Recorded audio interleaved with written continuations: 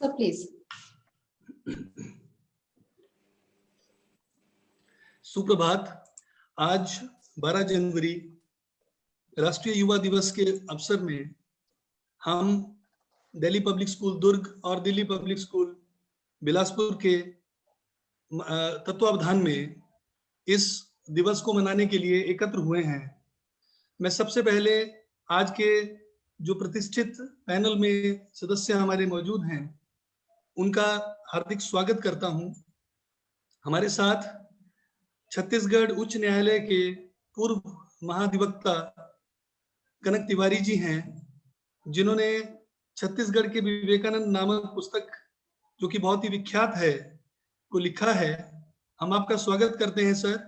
और आज हम आपकी तरफ एक प्रेरणा स्रोत के रूप में देखते हैं, ताकि आप हमारे बच्चों को, हमारे स्टाफ को, सबको विवेकानंद जी के दिए हुए जो सूत्र हैं, जो उनकी कही हुई बातें हैं, जिनको हम अपने जीवन में किसी तरह से ढाल सकते हैं, उसके एक सोर्स के रूप में हम आज आपको अपने बीच में पाते हैं। सर, हम आपके बहुत बहुत धन्यवादी हैं, आपने इतना अपना कीमती वक्त हमारे लिए निकाला। साथ ही साथ डॉक्टर हिमांशु द्विवेदी, जिनका परिचय मुझे लगता है कि क्योंकि टेलीविजन और जो अखबार, इन दोनों माध्यमों से हिमांशु द्विवेदी सर पब्लिक से जुड़े हुए हैं।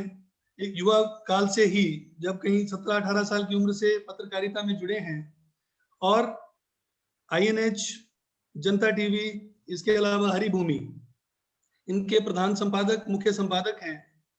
हम आपका स्वागत करते हैं सर। आप एक प्रखर वक्ता हैं। आपकी एक सटीक जो विश्लेषण करने की क्षमता है, उसके मुझे लगता है पूरे राष्ट्र में लोग कायल हैं। आपने अपनी उपलब्धियों में राष्ट्रीय और अंतर्राष्ट्रीय स्तर पर बहुत से आपने पुरस्कार जीते और नए नए आयाम स्थापित किए।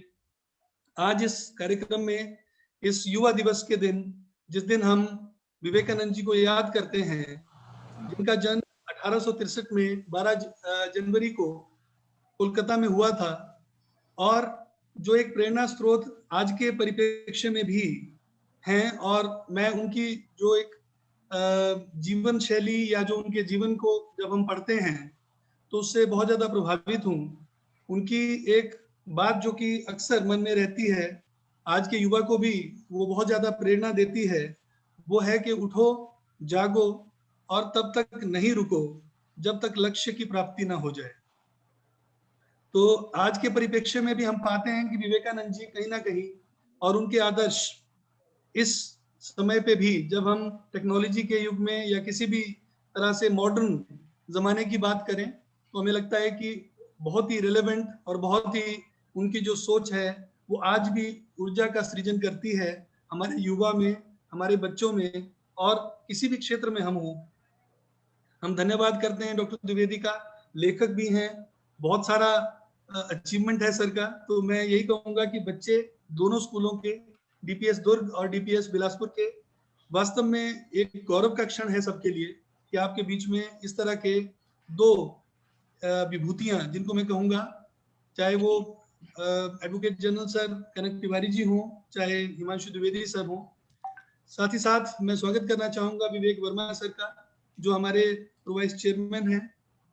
उनकी प्रेरणा और उनका जो लगातार एक, मैं कहूँगा, सपोर्ट सिस्टम है, उसके चलते हम लोग ये सब कर पाते हैं। हम बहुत बहुत धन्यवाद करते हैं, स्वागत करते हैं सर का।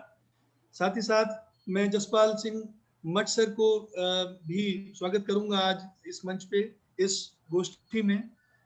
लगातार कुछ ना कुछ अच्छा और नया करने की एक सोच को लेकर आगे बढ़ने वाले हमारे प्रधानाचार्य दिल्ली पब्लिक स्कूल बिलासपुर के सर, हम आपका स्वागत करते हैं।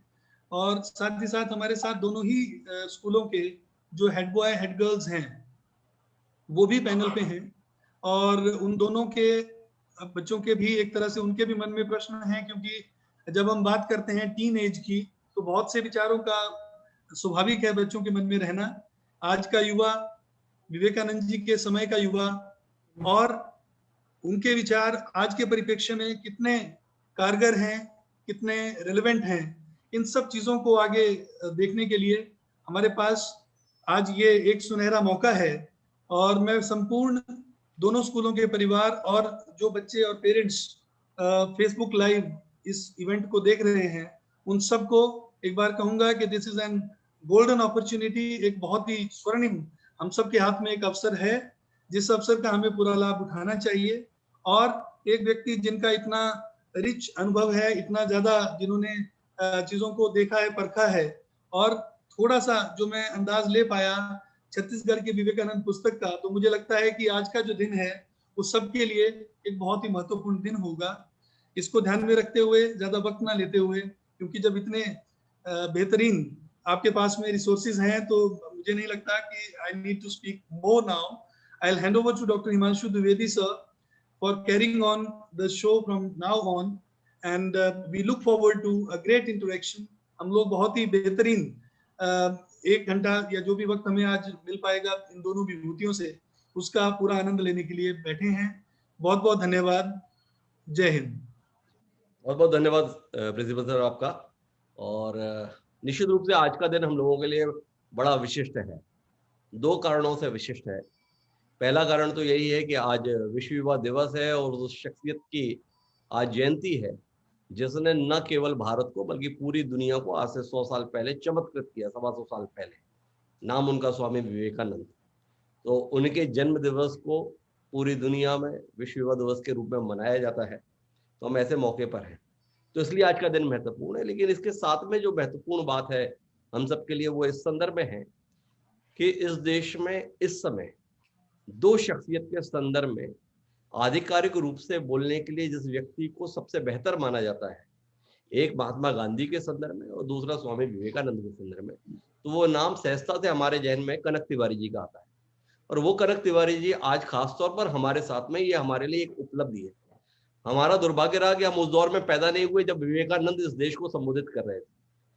हम मतलब मेरी पीढ़ी के संदर्भ में या जो बच्चे डीपीएस स्कूल के हैं, वो उनका दुर्भाग्य ये रहा कि वो उस दौर में भी नहीं रहे जब महात्मा गांधी क्रियाशील थे।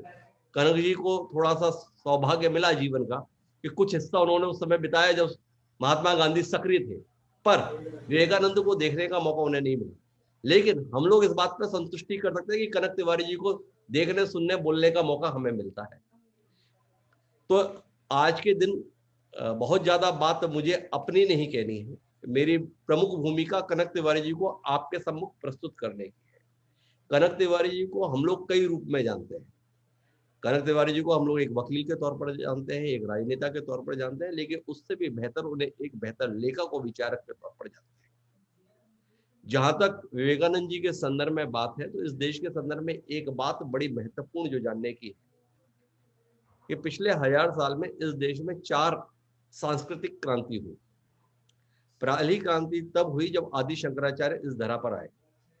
आदि शंकराचार्य ने जिस समय पर इस धरा पर अवतरण लिया, जन्म लिया, उस समय इस देश की परिस्थितियां बेहद प्रतिकूल थी। जिस सनातन धर्म के संदर्भ में, जिस वैदिक संस्कृति के संदर्भ में, जिस वैदिक धर्म के संदर्भ में हम बात करते हैं, वो लगभग समाप्त प्राय होने की स्थिति में था। आदि शंकराचार्य आए, मात्र 32 साल का जीवन जिए, लेकिन उन्होंने इस देश को पहली सांस्कृतिक क्रांति दी, जिसके तहत उन्होंने 4 धामों पे 4 पीठों की स्थापना की और इसके साथ में हमारे वैदिक धर्म को पुनर्जीवित किया। दूसरी सांस्कृतिक क्रांति इस देश के संदर्भ में जो मुझे महसूस होती है, वो तब हुई जब हम भारी आक्रमणों से बुरी तरीके से पीड़ित थे। उस दौर में चैतन्य महाप्रभु के रूप में एक शख्सियत हमें प्राप्त हुई, जिसने भक्ति आंदोलन के माध्यम से हमें अपनी संस्कृति के साथ जुड़े रखा।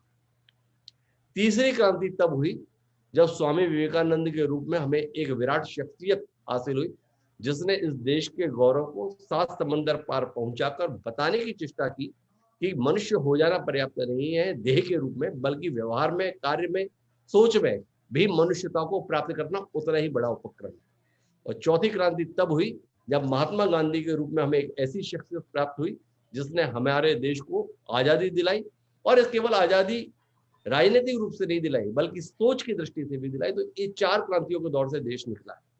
उनमें से एक क्रांति के संदर्भ में आज हम सुनने समझने के लिए एकत्रित हुए हैं। मुझे लगता है कि आज का पूरा समय हमें कनक जी को सुनने के लिए देना है, क्योंकि ऐसे व्यक्ति का मिलना और उसको सुनना आप सबके जीवन के लिए एक युगांतरकारी घटना है। मुझे लगता है कि आज डीपीएस के जितने भी बच्चे कनक जी को सुनेंगे, उन्हें अपने आने वाले जीवन के लिए एक दिशा आज जरूर मिलेगी। तो मैं और ज्यादा लंबी बात ना करते हुए कनक जी से आग्रह करूंगा, आज का दिन हमने आपको समर्पित किया हुआ है उस विराट व्यक्तित्व के संदर्भ में, उस सोच के संदर्भ में जिसको समझने और बूझने में आपने अपना जीवन लगा दिया। तो थोड़ा अपने जीवन का जो अनुभव है उसका कुछ हिस्सा हम लोगों को मिले और हम सब लोग भी लाभान्वित हो आपकी साधना से, जो आपने इतने दौर के जीवन के अंतर्गत बिताई है। तो कनक जी, बहुत बहुत स्वागत आपका, और अब आपकी ओर हवाले। हिमांशु द्विवेदी जी, आदरणीय प्राचार्यगण, विवेक वर्मा जी, प्यारे बच्चों जो दिख नहीं रहे हो तो सुन तो रहे हो कहीं ना कहीं। अगर किसी व्यक्ति की इतनी तारीफ की जाए जिससे कि विशेषण में जो शब्दकोश में विशेषण होते हैं वो बेहोश होने लगे, तो सोचिए वो आदमी की क्या हालत होगी जो एक साधारण सा आदमी है। मुझे ये सब गुण अपने बारे में पता नहीं थे, नहीं तो मैं हिमांशु द्विवेदी का शिष्य बहुत पहले हो गया होता। आज एक खास मकसद से आप यहाँ इकट्ठा हैं।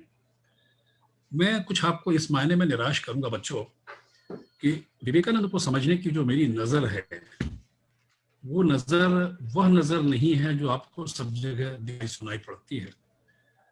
मैं उनको अलग तरह से देखने की कोशिश कर रहा हूँ। उन पर इसी वजह से 3 किताबें लिख दी।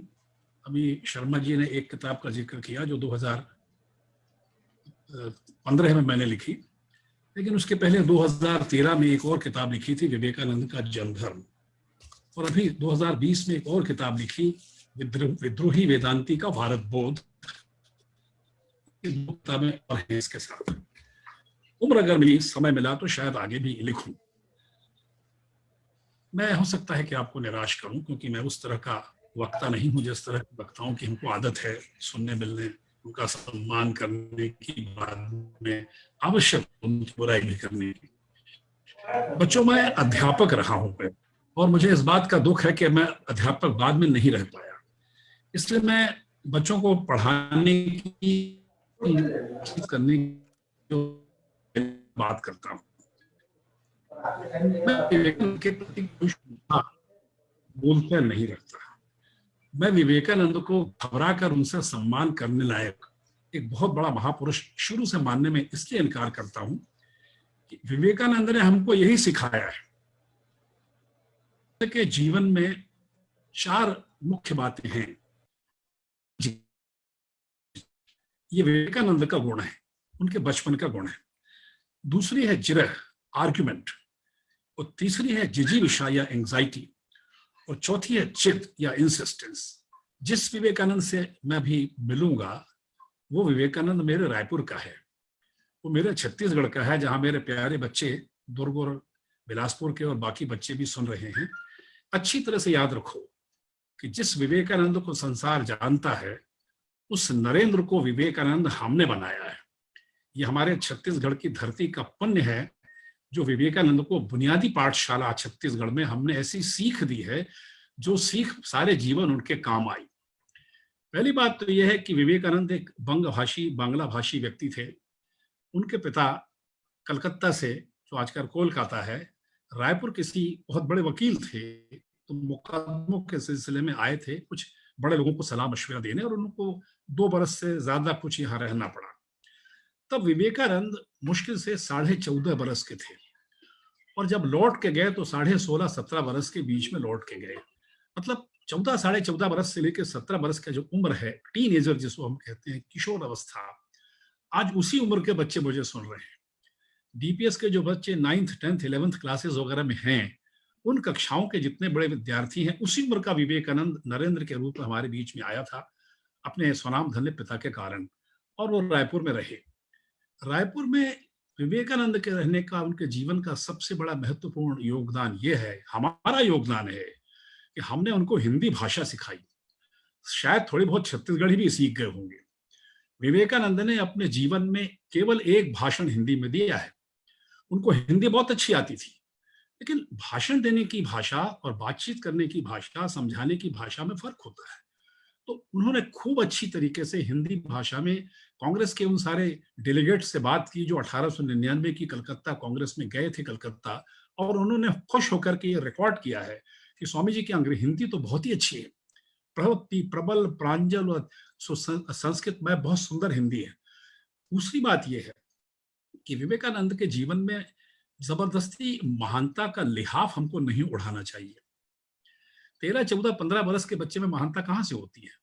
और हम 13, 14, 15 बरस के विवेकानंद से जिरह करना चाहते हैं। इस रायपुर शहर में विवेकानंद ने एक बार बच्चों अपनी माँ को अपशब्द कह दिए, गाली दी थी, और तब उनके पिता ने क्या किया। और चाहे प्राचार्य हो या विवेक वर्मा हो या और लोग हो या मैं हूं, जिनके जिनके बच्चे पढ़ रहे हैं, पढ़ चुके हैं या पोते पड़पोते भी पढ़ेंगे, वो समझ लें कि उनकी भूमिका क्या है। ये विवेकानंद के साथ सबसे अच्छी बात यह है कि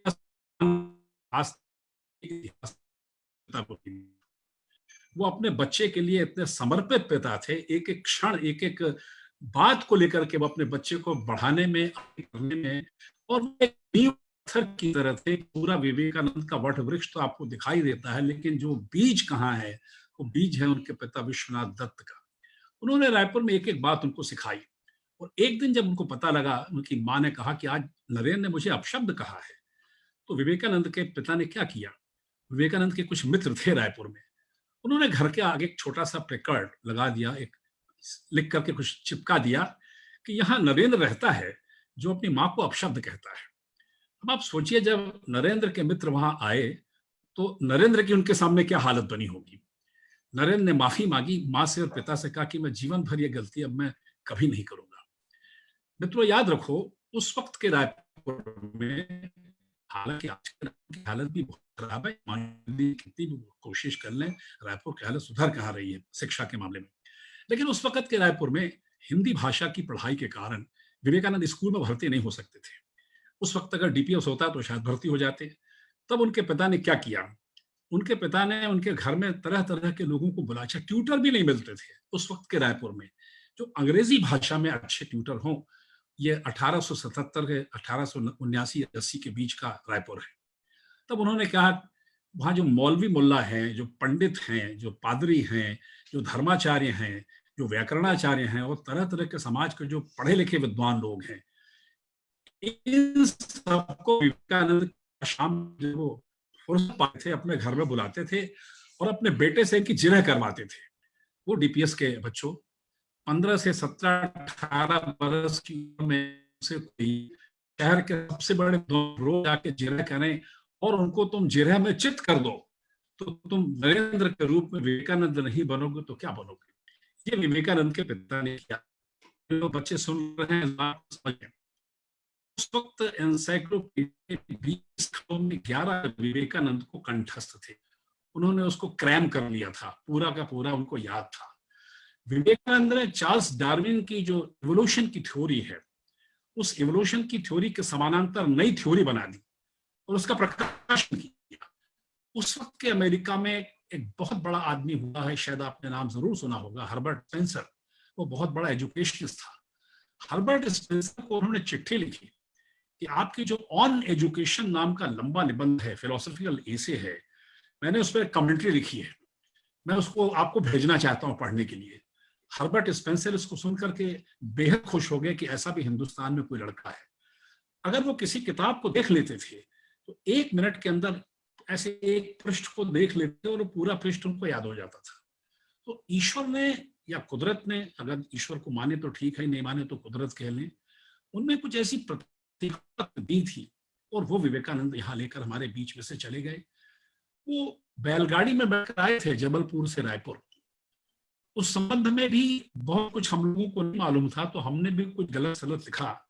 शर्मा जी जो छत्तीसगढ़ में विवेकानंद की किताब है, जो उसमें मैंने विवेकानंद के रायपुर आने का जिक्र लिखा है, वो पुरानी इधर उधर की बातों को सुन के लिखा, मुझे पता नहीं। लेकिन मैं गोंदिया के एक प्राध्यापक देवाशीष रॉय की तारीफ करना चाहूंगा। ये किताब उन्होंने मुझे भेंट की है, जिसमें रायपुर और छत्तीसगढ़ की यात्रा का इस बेहतरीन प्राध्यापक ने शोध करके, रिसर्च करके किताब लिखी। और उससे पता लगता है कि वो जबलपुर से भंडारा की तरफ से होते हुए और छत्तीसगढ़ की सरहद में घुसे और बैलगाड़ी में उस वक्त आए थे क्योंकि साधन और कोई नहीं था। और जब छत्तीसगढ़ की सरहद में घुसे तो पहले हम लोग उसको चिल्फी घाटी समझते थे, हिमांशु जी, लेकिन थोड़ा परिवर्तन करना पड़ेगा इस रिसर्च के कारण। साले कसा दर्रे कसा नाम के जो दो छोटी छोटी पहाड़ियां हैं हमारे गोंदिया जाने के रास्ते में, और वहां बोगदा है, रेल का आजकल बन गया है, थोड़ी अभी भी वो बोगदा है, टनल है, वहां पर सुरंग है। वहां पर जब दो क्लिफ्स, दो पहाड़ियां एक दूसरे से मिलती हैं तो एक अद्भुत किस्म के दृश्य का वहां पर दिखाई पड़ता है शाम के समय। विवेकानंद बैलगाड़ी में सो रहे थे और सोते सोते उन्होंने वो दृश्य देखा, और दृश्य देखने के बाद, जिसको ट्रांस कहते हैं अंग्रेजी में, समाधि की जैसी हालत होती है, विवेकानंद बेहोश हो गए, वो एक तरह से चले गए। बहुत देर जाने के बाद उनसे जब उनकी माँ ने पूछा क्या हो गया, बोले माँ, मैंने अपने जीवन में एक अलौकिक अनुभव किया है। मुझे ऐसा लगा मैं आसमान में ऊंचाई तक चला गया, मुझे ऐसा लगा मैं प्रकाश का हिस्सा बन गया, मुझे ऐसा लगा मैं हवा में बह रहा हूँ, मुझे ऐसा लगा मेरे अंदर कोई उन्नत भावनाएं समुद्र की तरह हिलोर ले रही हैं। ये कौन सी धरती है जहां मुझे इतना बड़ा पुण्य मिला, मुझे एक तरह से नया उन्माद मिला जीवन जीने का।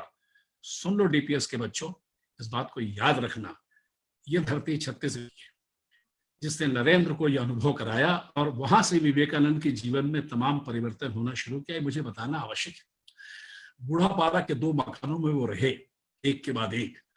उन 2 मकानों में सरकार को जो करना चाहिए था, सरकारों को पिछले 20 साल में अभी तक किया नहीं। संसार के पूरे भूगोल में अमेरिका को छोड़ दें, भारत के पूरे भूगोल में अपनी मातृभूमि कोलकाता को छोड़कर विवेकानंद केवल रायपुर में 2.5 साल रहे हैं। और कोई होता, हम में से जो लोग हैं, तो उनका एक ऐसा जीवंत लिविंग स्मारक यहाँ बनाते कि सारी दुनिया उसको देखने के लिए आती कि जिस नरेंद्र को विवेकानंद में छत्तीसगढ़ ने तब्दील किया, वो धरती अब तक उनको भूली नहीं है। विवेकानंद ने इस धरती का श्रृंगार किया अपने पूरे जीवन में, इतनी महानता हासिल करके, सारी दुनिया का विश्व शिक्षक बन के एक तरह से। लेकिन पश्चाताप भी हमारे मन में होना चाहिए। हम केवल मीठा मीठा गप करें तो कड़वा कड़वा थू कौन करेगा। इन सारी बातों को समझ के विवेकानंद के साथ हादसा हुआ, फिर यहाँ से वो चले गए। एक और बात है इतिहास की, क्योंकि अभी शर्मा जी ने और हिमांशु जी ने कहा, किसी भी बड़े नेता का, इसमें विवेकानंद तो शामिल हैं, आज उनका जन्मदिन है, वो किसी कैलेंडर का हिस्सा नहीं होते। जो कुछ उनने अपने जीवन में कहा बस वहां से शुरू किया, वहां से खत्म किया। यानी 1902 में विवेकानंद चले गए तो आज 2020-21 में हमारे लिए विवेकानंद का रेलेवेंस नहीं है, ये मतलब नहीं है। महापुरुष तो इतिहास का बहता हुआ आते हैं, वो कैलेंडर नहीं होते, जीवन नहीं जीते। जीता तो आदमी पोस्टेरिटी में, मनुष्य जाने के बाद शुरू होता है। अनंत काल तक तो होने का कोई सवाल नहीं। तो देह थी जो चली गई, यश उनका रहेगा, सेवाएं उनकी रहेंगी। वो रेलेवेंट शब्द जो गुरुजी लोग सिखाते हैं ना, और भाषण में कह देते हैं कि आज विवेकानंद हमारे लिए कितने संदर्भ में हैं, मुझे ये रेलेवेंट शब्द से बड़ी चिढ़ है। मैं अंग्रेजी भाषाई का अध्यापक रहा हूँ। बड़े नेता, बड़े विचारक रेलेवेंट नहीं होते, शाश्वत होते हैं, इटर्नल होते हैं। वो हर मोमेंट, हर क्षण अपने जीवन को लोगों के साथ मिलकर के जीते हैं। तो वो जो विवेकानंद थे 1877 से 1879, मैंने आपको बताया, हमारे छत्तीसगढ़ को इस बात का फिर गौरव है। 1856 में एक बहुत बड़ा वीर हमारे यहाँ आदिवासी नायक हुआ जिसने क्रांति की अंग्रेजों के जुल्म के खिलाफ, वीर नारायण सिंह या क्रांतिवीर नारायण सिंह, सोना खान के जमींदार थे। 1857 में मंगल पांडे ने जब मेरठ में विद्रोह किया, उसके और पहले किया। तो नारायण सिंह का किस्सा जो 1856 का है, वो 1877 में 20 बरस आए हुए विवेकानंद को मालूम रहा होगा।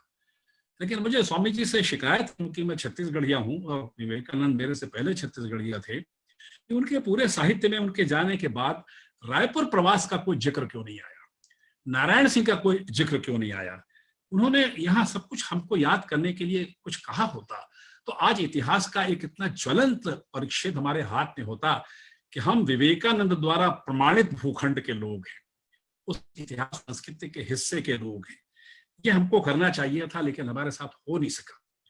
लेकिन इसके बावजूद एक बहुत महत्वपूर्ण बात है, इनमें से जो 15, 16, 17, 14 से लेकर 18 साल बच्चे 20 सुन रहे हैं, और हमारे जीवन में वो समय आ चुका है, टीनेजर 13 से शुरू होकर 19 तक होता है, उसी अवधि के क्रीम पीरियड में, मुख्य पीरियड में विवेकानंद यहाँ पे। इस समय हमारे ऑर्गेनिज्म में, हमारे हार्मोन्स में, हमारे दिमाग में हमारे तरह के परिवर्तन होते हैं। विवेकानंद ने जो गरीबी देखी है मित्रों, सबसे पहले छत्तीसगढ़ में देखी, क्योंकि वो परिपक्व उम्र में यहाँ आए थे। उन्होंने उस वक्त गरीबी देखी। आज हमारे छत्तीसगढ़ में कितनी गरीबी है, आज हमारे आदिवासी भाई कितनी परेशानी में है, आज हमारे दलित भाई कितनी परेशानी में है, आज भी हम परेशानी में है। उस वक्त तो और बहुत कुछ रहा होगा। कोई साधन नहीं थे, संचार नहीं थे, विद्युत नहीं थी, रेलगाड़ी नहीं थी, मोटर गाड़ी नहीं थी, बहुत सी दुकानें नहीं थी, बहुत कुछ नहीं था।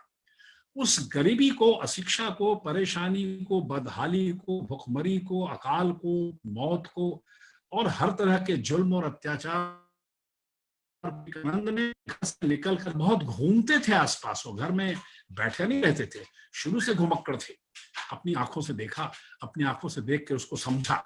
तो जिस आदमी को मनुष्य की वेदना का प्राथमिक पाठ छत्तीसगढ़ ने पढ़ाया है, वो इलाका छत्तीसगढ़ का है। इसलिए मैं इसको आपसे विस्तार से शेयर इसलिए करना चाहता हूं कि मैं छत्तीसगढ़ के बच्चों से बात कर रहा हूं, मैं बिलासपुर से लेकर दुर्ग संभाग के बच्चों से बात कर रहा हूं। दूसरी बात यह है कि मुझे हिमांशु जी के कारण थोड़ा कंफ्यूजन हो गया था। कंफ्यूजन ये हो गया था, संशय, कि मुझे कॉलेज के बच्चों से बात करनी पड़ेगी। और कॉलेज के जो बच्चे हैं आजकल व्हाट्सएप यूनिवर्सिटी में और इंस्टाग्राम इंस्टीट्यूशन के पीएचडी होते हैं, वहीं ज्यादा पढ़ाई करते हैं। लेकिन एक सबसे अच्छी संस्था जो छत्तीसगढ़ की है, जहां मेरा खुद का पोता पढ़ रहा है, डीपीएस भिलाई में, तो डीपीएस के बच्चों के साथ अगर मुझे बातचीत करने का, तकरीर करने का, शेयर करने का मौका मिल रहा है, जो सबसे अच्छी संस्था छत्तीसगढ़ की, जिसपे हमको गौरव है। और मैंने कहा ना शुरू में कि अगर डीपीएस उस वक्त होता तो विवेकानंद वहां पढ़ने लगते। तो आज उन बच्चों के साथ शेयर करने में मैं वही बातें करूंगा जो उन बच्चों के मुतल्लिक ठीक नजर आए, इतनी खराब नजर मत आए कि वो कहें कि पता नहीं आपने किसको बुला लिया। एक और किस्सा आपको बताऊं। विवेकानंद बहुत जिद्दी आदमी थे। मैं बहुत प्यार करता हूं विवेकानंद से, क्योंकि उनके स्वभाव के सभी दुर्गुण मेरे अंदर हैं और उन दुर्गुणों को मैं पालता पोसता रहता हूं। मेरे अंदर हर चीज को जानने की शुरू से जिज्ञासा होती है। कई बच्चों को आपने देखा होगा, वो जानने की कोशिश में खिलौना तोड़ देते हैं। विवेकानंद जब तक कोई चीज जानते नहीं थे, उनको खाना हजम नहीं होता था। उसके बाद विवेकानंद बहस करते थे। जो शिक्षक अपने विद्यार्थियों को बहस करने से रोके, वो उनकी तरक्की को रोकता है। मैं करीब 8-9 साल कॉलेज में पढ़ाता था और मैं अपने लड़कों को छेड़ता था, बच्चों को छेड़ता था कि भाई मैं तुमको पढ़ा रहा हूं, मैं तुम्हारा गुरु हूं, तुम्हारा शिक्षक हूं, तुमको सिखा रहा हूं। तुम में इतनी अकल भी नहीं है कि मुझे ऐसे सवाल पूछो कि मैं चक्कर घिन्नी की तरह गिर पड़ूं, गुगली फेंको ताकि मैं आउट हो जाऊं। मैं बच्चों को चिढ़ाता था, उनको इरिटेट करता था, प्रोवोक करता था। विवेकानंद ने श्री राम कृष्ण देव से, जब अपने जो बाद में उनके गुरु बने और सर्वे सर्वा बने, उनसे बिना जिरह के वो हारे नहीं हैं। ऐसे नहीं कि जाके पैर छू लिए और पैर छूने के बाद कहा आप मेरे गुरु हो। उन्होंने मनुष्य क्या है, धर्म क्या है, जीवात्मा क्या है, परमात्मा क्या है, ध्यान योग क्या है, कर्म योग क्या है, भारत क्या है, हिंदू क्या है, मुसलमान क्या है, सर्वधर्म संभाव क्या है, भविष्य क्या है, सारी बातों को लेकर उनसे 3-4 साल जिरह की और बहस करने के बाद उनको समझ में आया कि हाँ, इस आदमी को, जिसको श्री राम कृष्ण देव लोग कहते हैं, कुछ आता है। उसके बाद विवेकानंद में पैदाइशी एक परेशानी और थी। 1881 में वो पहली बार मिले 18 साल की उम्र में श्री रामकृष्ण देव से। 1886 में श्री रामकृष्ण देव चले गए जब विवेकानंद 23 साल के थे। तब विवेकानंद ने सोचा कि जो कुछ मुझे मेरे गुरु ने सिखाया है, अगर यही सब कुछ है तो मेरा इस जीवन में आने का क्या मतलब है। तब उनके अंदर एक एंग्जाइटी पैदा हुई कि भारत में जो आज तक नहीं हुआ उसको मैं करने की कोशिश करूं, तभी तो मेरी शिक्षा का, गुरु की शिक्षा का कोई अर्थ है। वो शिक्षा क्या जो मनुष्य को स्टैटिक बना दे, वो शिक्षा क्या जो मनुष्य में गत्यात्मक ऊर्जा का विकास नहीं करे। तो विवेकानंद में एक एंग्जाइटी हुई और अब अपने मन से विवेकानंद ने तय किया। रामकृष्ण परमहंस जो थे, वो दक्षिणेश्वर मंदिर के पुजारी थे, वो यात्रा व्यात्रा नहीं करते थे।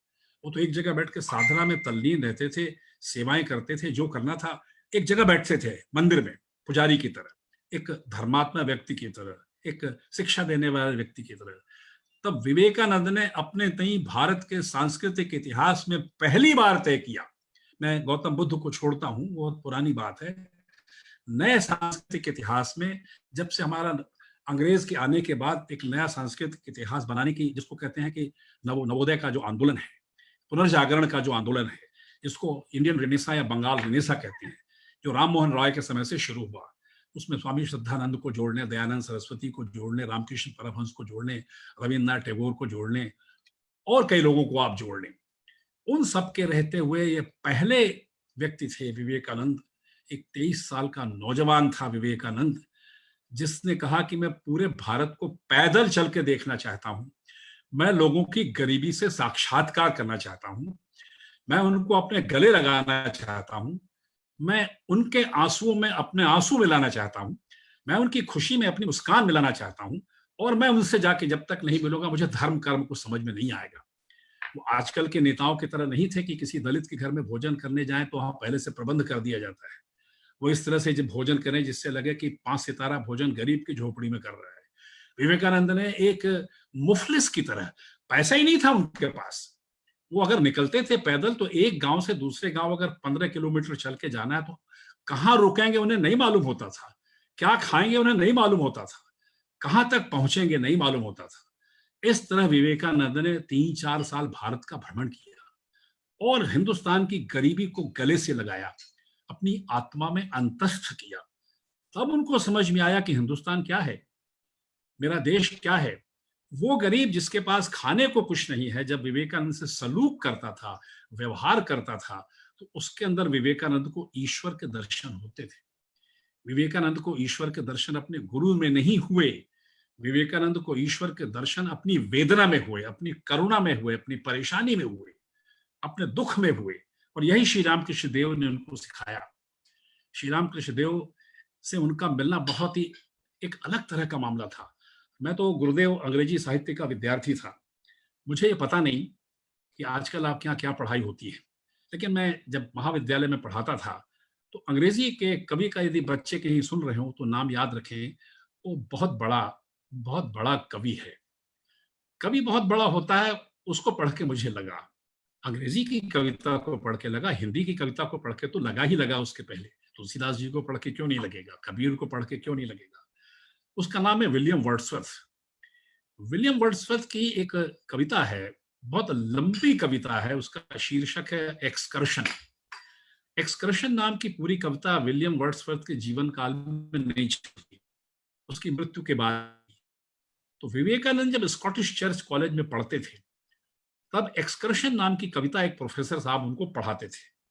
तो विवेकानंद की समझ में नहीं आता था कि एक कवि कहता है कि कविता में इतनी शक्ति होती है, साहित्य में इतनी ताकत होती है कि अगर आप उसमें तल्लीन हो जाओ तो आपको ईश्वर के दर्शन होते हैं, आपको लगेगा कि आपकी आत्मा के दर्शन होते हैं, आपको लगेगा आप ट्रांस में चले गए, आपको लगेगा समाधि में चले गए, आप अपने चारों तरफ का भूगोल भूल जाओगे।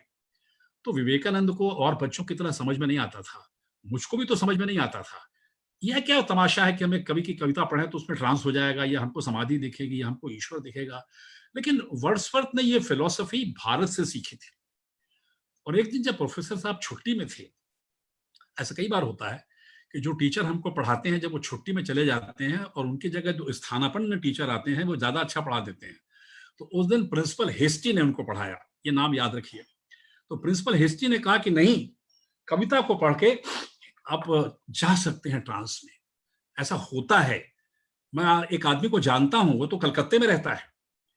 तो विवेकानंद ने पूछा ये कौन है, तो उन्होंने कहा उसका नाम है रामकृष्ण देव, रामकृष्ण परमहंस, दक्षिणेश्वर मंदिर का पुजारी है, जाओ तुम उसके पास देखो, तुम उसको समाधि अवस्था में कभी भी पा सकते हो और तुमको सिखाएगा कि समाधि कैसे ली जाती है, या समाधि में कैसे पहुंचते हैं, या ईश्वर के दर्शन कैसे होते हैं। तो ये विलियम वर्ड्सवर्थ की कविता का श्रेय है उस अज्ञात प्रिंसिपल हेस्टी का श्रेय है जिसने विवेकानंद को श्री रामकृष्ण देव के पास भेजा। और जब वो श्री रामकृष्ण देव की शरण में गए तो उन्होंने कहा, हाँ मैंने तो ईश्वर को देखा है, और नरेंद्र मैं तुझको भी ईश्वर को दिखा सकता हूं। और उसके बाद उनकी साधना उन्होंने शुरू की। और जब वो साधना शुरू की तो विवेकानंद को एक दिन ऐसा लगने लगा कि मुझे ईश्वर को देखना चाहिए। तो कलकत्ते में तो काली माँ होती है, वहां तो शंकर जी नहीं होते हैं, गुजरात में कृष्ण जी होते हैं, मथुरा में भी कृष्ण जी होते हैं, अयोध्या में तो राम मंदिर है, वहां तो दुर्गा माता और काली माता का इलाका है कलकत्ता। तो उन्होंने कहा मुझे काली माँ के दर्शन करना है। तो उन्होंने कहा मैं तेरे दर्शन कराता हूँ। और उनके पास श्री राम कृष्ण देव समाधि में चले गए और उन्होंने देवी से कहा, माँ ये नरेंद्र बच्चा है, तुमको देखना चाहता तो उनको दिखा दो, अपना स्वरूप दिखा दो, और इससे कहा तू ध्यान कर। जब ध्यान करना शुरू किया तो थोड़ी देर बाद विवेकानंद को लगा कि मैं कितना मूर्ख हूं, मैं कितना क्षुद्र व्यक्ति हूं, मैं कितना छोटा आदमी हूं कि ईश्वर के दर्शन को मैं जीवन की उपलब्धि मानता हूं। तो उन्होंने कहा कि नहीं, ये तो गलत हो रहा है। तो उन्होंने कहा, मां, मैं तुमको नहीं देखना चाहता, मगर मैं तुमको देखना चाहता हूं, लेकिन तुम्हारे शरीर में, तुम्हारे चेहरे में, तुम्हारे रूप में, तुम्हारे फोटो में, या तुमको जीवंत रूप में नहीं देखना चाहता। तुम बताओ तुम कहां हो। तब उनको एक प्रेरणा हुई कि नरेंद्र, अगर तुमको ईश्वर को देखना है तो उनको देखो जो तुम्हारे साथ 33 करोड़ आदमी इस पूरे मुल्क में रहते हैं, उनको देखो जो सारी दुनिया के अंदर रहते हैं, और जिस व्यक्ति में भी तुमको तकलीफ दिखाई दे, दुख दिखाई दे, जिसके आंसू दिखाई दे, जिसका फट गया हो, जो बीमार हो गया हो, जो मर रहा हो, जिसके साथ हर तरह की बर्बादी हो, उसके अंदर तो मैं ही मैं हूं। और उस दिन से विवेकानंद ने ईश्वर को देखना इनकार कर दिया। और एक बात और याद रखिए कि हम किसी स्वामी सन्यासी की कथा नहीं सुन रहे हैं। मेरा विवेकानंद क्यों स्वामी सन्यासी था, मैं आपको बता दूंगा। विवेकानंद तो शुरू में, मैंने आपसे कहा, जब वो कॉलेज में पढ़ते थे, रायपुर से लौट के गए, छत्तीसगढ़ में लोगों की व्यथा देखकर जाए रायपुर में गए, तो एक 19 साल के लड़के में, 19 साल के लड़के में तो जोश होता है ना। जिसकी जिसकी 19 साल की उम्र बीत गई, अपने पुराने दिन याद करें, जिसके पास है वो अभी याद करे, जिसके आने वाले वो आएगा तब याद करना। तब स्कॉटिश चर्च कॉलेज में पढ़ते पढ़ते विवेकानंद ने क्रांतिकारी बनने का फैसला किया। उन्होंने कहा कि मैं हिंदुस्तान से अंग्रेजियत को, अंग्रेजी राज को हटाऊंगा और मैं रेवोल्यूशन करूंगा। और उस रेवोल्यूशन के करने के लिए कलकत्ते के बड़े बड़े जागीरदारों से, राजाओं से, जमींदारों से, पैसे वालों से, सेठ मारवाड़ियों से, हिसाब जिनके पास पैसा, उनसे उन्होंने चंदा मांगा, सलाह मांगी, सहायता मांगी, लेकिन वो सलाह उनको नहीं मिली, वो सहायता उनको नहीं मिली। एक अमेरिका का बहुत बड़ा, जिसको कहते हैं आर्म्स डीलर है, जिसने कि मशीन गन का इजाद किया, हिराम मैक्सिम। हिराम मैक्सिम से विवेकानंद ने संपर्क किया कि हम तुमसे मशीन गन खरीदना चाहते हैं, पिस्तौल खरीदना चाहते हैं, हम क्रांति करेंगे देश में। यहां तक उन्होंने किया, लेकिन जब उनको कहीं से कोई सहायता नहीं मिली, तब वो श्री राम कृष्ण देव के पास गए और तब उन्होंने कहा कि मुझे क्या करना चाहिए, अंग्रेजों को, अंग्रेजियत को, गुलामी के इस जुए को जो हमारे सिर पर है, हमको बैल समझता है, यहां से हटा देना है। तब उनको सांस्कृतिक क्रांति करने की प्रेरणा मिली। विवेकानंद हमारी धार्मिक क्रांति के नेता नहीं हैं, विवेकानंद हमारे भारत की सांस्कृतिक क्रांति के, रेवोल्यूशन के सबसे बड़े नेता है। ये भेद हमको समझना होगा। True import of Vivekananda is in the entire manifestation of his activities pertaining to the area of religion, no culture. तब विवेकानंद आगे बढ़े। अब इसके बाद में उनके जीवन का जो सबसे बड़ा मकसद है, वो तो पहुंचा अमेरिका में। लेकिन अमेरिका जाने के पहले अपने गुरु की निगाह में, और बच्चों सुन लो, चूंकि मैं अध्यापक रहा हूं और चूंकि मेरा निर्माण मेरे पिता ने नहीं, मेरे अध्यापकों ने किया है, तो मैं एक पुराने विचार का आदमी हूं, जो विवेकानंद की तरह पुराने विचार का हो सकता है। हमारे देश में किताबों से ज्यादा महत्व गुरु का है। ये स्वामी विवेकानंद ने भी कहा है कि किताबें तो आपको संशय में डालती हैं, कंफ्यूज करती हैं, लड़ जाती हैं, धोखा देती हैं, ऐसी कुछ पेचीदी बात कह देती है जो तुमको समझ में नहीं आए। लेकिन अगर सीखना है जीवन का मर्म, तो गुरु से सीखो। ये 2 डायमेंशनल किताब की बजाय 3 डायमेंशनल मनुष्य से सीखो। और जो कुछ विवेकानंद का जीवन का निर्माण था, श्री रामकृष्ण देव ने किया। मैं भी उस बात को मानता हूं। विवेकानंद को रामकृष्ण परमहंस के मंदिर में, उनकी सोहबत में, उस कांग्रेगेशन में, उनको एक अजीब सी तरह का प्रमाण पत्र मिला। विवेकानंद अपने जीवन में कुछ भी खाते थे। अच्छी तरह से याद रखो, विवेकानंद मांसाहार करते थे। अच्छी तरह से याद रखो, विवेकानंद धूम्रपान भी करते थे। ये सारी बातें आपको कोई बताएगा नहीं, क्योंकि जब तक इन बातों को आप समझोगे नहीं, आप विवेकानंद की आत्मा तक कैसे पहुंचोगे। आप तो खाली वो भगवा वस्त्र का विवेकानंद, जिसकी बहुत बड़ी पगड़ी अगड़ी बंधी हुई है और वो प्रवचन दे रहे हैं, ऐसे विवेकानंद से तो छिटक जाओगे मित्रों, आप उनके पास नहीं जाओगे। वो तो आपके लिए तड़प रहे हैं, हिंदुस्तान की नई पीढ़ी के वास्ते तड़प रहे हैं। आप उनसे मिलिए। मेरे टेबल पर एक कैलेंडर है जिसमें ये 12 जनवरी का विवेकानंद है। ये देखिए, इसके कोई पगड़ी वगड़ी नहीं है। मैं ऐसे ऐसे विवेकानंद को अपने जीवन में समझाने के लिए आपसे कहना चाहता हूं। तो वो कुछ भी खाते थे। दक्षिणेश्वर मंदिर के पुजारी रामकृष्ण देव के यहाँ अनुशासन था कि कोई भी मांसाहार नहीं करेगा। तो उनके बाकी शिष्यों ने, जैसा चुगलखोरी होती है बच्चों में, आपस में कहा कि नरेंद्र तो खा के आया है। तब श्री राम कृष्ण देव ने दो शब्द दिए। उन्होंने कहा कि नरेंद्र की देह नित्य सिद्ध है। इसकी देह के जितने भी अवयव हैं, जिसमें भोजन भी शामिल होता है, जिसमें नहाना धोना भी शामिल होता है, जिसमें घूमना फिरना भी शामिल होता है, कुश्ती लड़ना भी शामिल होता है, आना जाना भी शामिल होता है, नरेंद्र तो नित्य सिद्ध है। उसने तो अपने शरीर को सिद्ध इस तरह से कर लिया है कि उसके दिमाग से, मस्तिष्क से शरीर का कोई संबंध नहीं है। वो तो एक जैसे पशुवत सब काम होते हैं। जब पशु कोई काम करता है तो आपसे बताता है क्या कि आज दाना चारा मुझे बहुत अच्छा मिला है, आज भोजन बहुत अच्छा रहा, आज बहुत खाने को बढ़िया मिला। वो तो एक नित्य सिद्ध है। जीवन को जीने के लिए 2 डायमेंशनल, केवल बॉडी एंड सोल टुगेदर, इसको रखने के लिए नित्य सिद्ध है। फिर एक दिन लोगों ने कहा कि मगर तो कह रहा है कि मैं खा के आया हूं, गुरुजी मेरा क्या बिगाड़ेंगे? तो उन्होंने बोला, नरेंद्र तो आज क्या खा के आया? बोले, गुरुदेव जो कुछ सब वर्जित है वो मैं खा के आया हूं। तो उन्होंने कहा, तू ध्यान सिद्ध है, तू स्थिति प्रज्ञ है, तुझको तो पता ही नहीं तू क्या खा रहा है। अब तू जीवन में उस मानसिकता से ऊपर उठ गया है जहां मनुष्य अपने बारे में सोचता है, अपने भौतिक जीवन के बारे में सोचता है। जा, अब तुझे संसार कल्याण करने के लिए मौका मिला। वो नरेंद्र जो इटली के महान क्रांतिकारियों विचरको गैरिबाल्डी और मैजिनी की किताबों को ट्रांसलेट करके, अनुवाद करके बच्चों में बांटते थे, क्रांति में जाते थे, उनका पूरा जीवन इस तरह की यात्रा के बाद वहां बदल गया। अब विवेकानंद का शिकागो धर्म सम्मेलन का जरा सा किस्सा है, उसको भी आपको ठीक से इस तरह से लोग नहीं बताते जैसा हमें समझना चाहिए। हमें इस तरह समझा दिया जाता है जैसे वहां कोई बहुत बड़ा तूफान लेकर विवेकानंद गए थे, as if he was a hurricane. उनके जाने के बाद भूकंप आ गया, उनके जाने के बाद में ज्वालामुखी फट गया और विवेकानंद ने भारत का इतना बड़ा झंडा वहां लगाया। हर बात में महानता एक तरह का दुर्गुण है। हर महान व्यक्ति जब होता है ना, उसके मन में एक मानसिकता होती है कि मैं तो महान हूं और मेरे चरण जहां पर है वहां से तुम्हारा सिर शुरू होना चाहिए। ये नरेंद्र के साथ ऐसा नहीं हो सकता था। और जो विद्यार्थी सुन रहे हैं उनके लिए बहुत जरूरी है, शिक्षकों के लिए तो बहुत जरूरी है। हम और हिमांशु जी तो उससे बाहर निकल गए। एक पानी के जहाज पर अप्रैल 1893 में, 1893 में विवेकानंद याकोहामा से, जापान से कनाडा के वैनकूवर जा रहे थे। उस पानी के जहाज में उस वक्त के हिंदुस्तान का सबसे बड़ा अमीर आदमी बैठा था। वो उतना अमीर नहीं था जितना आजकल कोई एंटीलिया में रहने वाला हो गया है, लेकिन वो उस वक्त के लिहाज से सबसे बड़ा था। उसका नाम है जमशेद जी टाटा। जमशेद जी टाटा को और विवेकानंद को, नरेंद्र को एक साथ जाने का जब मौका मिला पानी के जहाज पर, तो बड़ी लंबी यात्रा थी, कई दिनों की।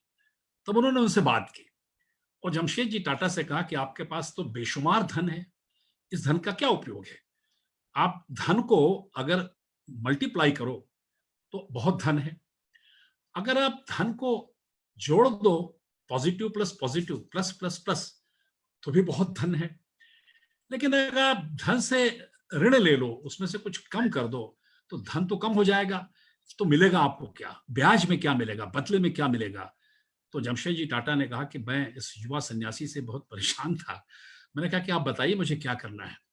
बोले, आप हिंदुस्तान के सबसे बड़े अमीर आदमी हो और आपको पता नहीं कि आपके इस गुलाम देश में यहाँ के बच्चों के लिए साइंस की एजुकेशन का, विज्ञान की शिक्षा का कोई प्रबंध नहीं है। कैसे भारत आजाद होगा? कैसे भारत दुनिया से मुकाबला करेगा? कैसे हम कदम से कदम मिला के यूरोप अमेरिका के सामने खड़े होंगे? याद रखो आदरणीय शिक्षकों, मेरे प्यारे विद्यार्थियों, हिंदुस्तान में टेक्निकल एजुकेशन, हिंदुस्तान में साइंटिफिक एजुकेशन, हिंदुस्तान में इंजीनियरिंग की एजुकेशन का अगर कोई प्रवर्तक है तो विवेकानंद है। 1893 में उस पानी के जहाज पर उन्होंने जमशेद जी टाटा से कहा। 5 बरस बाद 1898 में जमशेद जी टाटा ने उनको चिट्ठी लिखी कि स्वामी जी, 5 साल पहले जो आपने मुझे बात कही थी वो समझ में आ गई है। चाहे कुछ भी हो जाए, मैं हिंदुस्तान में साइंस और टेक्नोलॉजी का एक बड़ा संस्थान खोलने वाला हूं। ये बात अलग है कि वो संस्थान 1909 में खुल पाया जब स्वामी जी नहीं थे, लेकिन संस्थान खुल पाने की जो सूचना उन्होंने विवेकानंद को दी, उसमें यह भी अनुरोध किया कि अगर आप चाहें तो इसके पहले डायरेक्टर बन सकते हैं।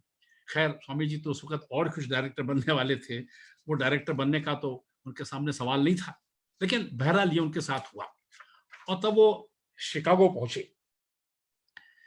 शिकागो में एक बात हिमांशु जी मैं आपको पहले भी कह चुका हूं, शायद आज कई मित्रों को, बच्चों को बताना चाहता हूँ। कभी कभी मुझे लगता है कि मैं वकील बनके बहुत पुण्य का काम कर रहा हूँ। उसका कारण यह है कि विवेकानंद के पिता वकील थे। अगर विश्वनाथ दत्त का बेटा नरेंद्र विवेकानंद बना तो उसमें उनके पिता का योगदान है, एक वकील का।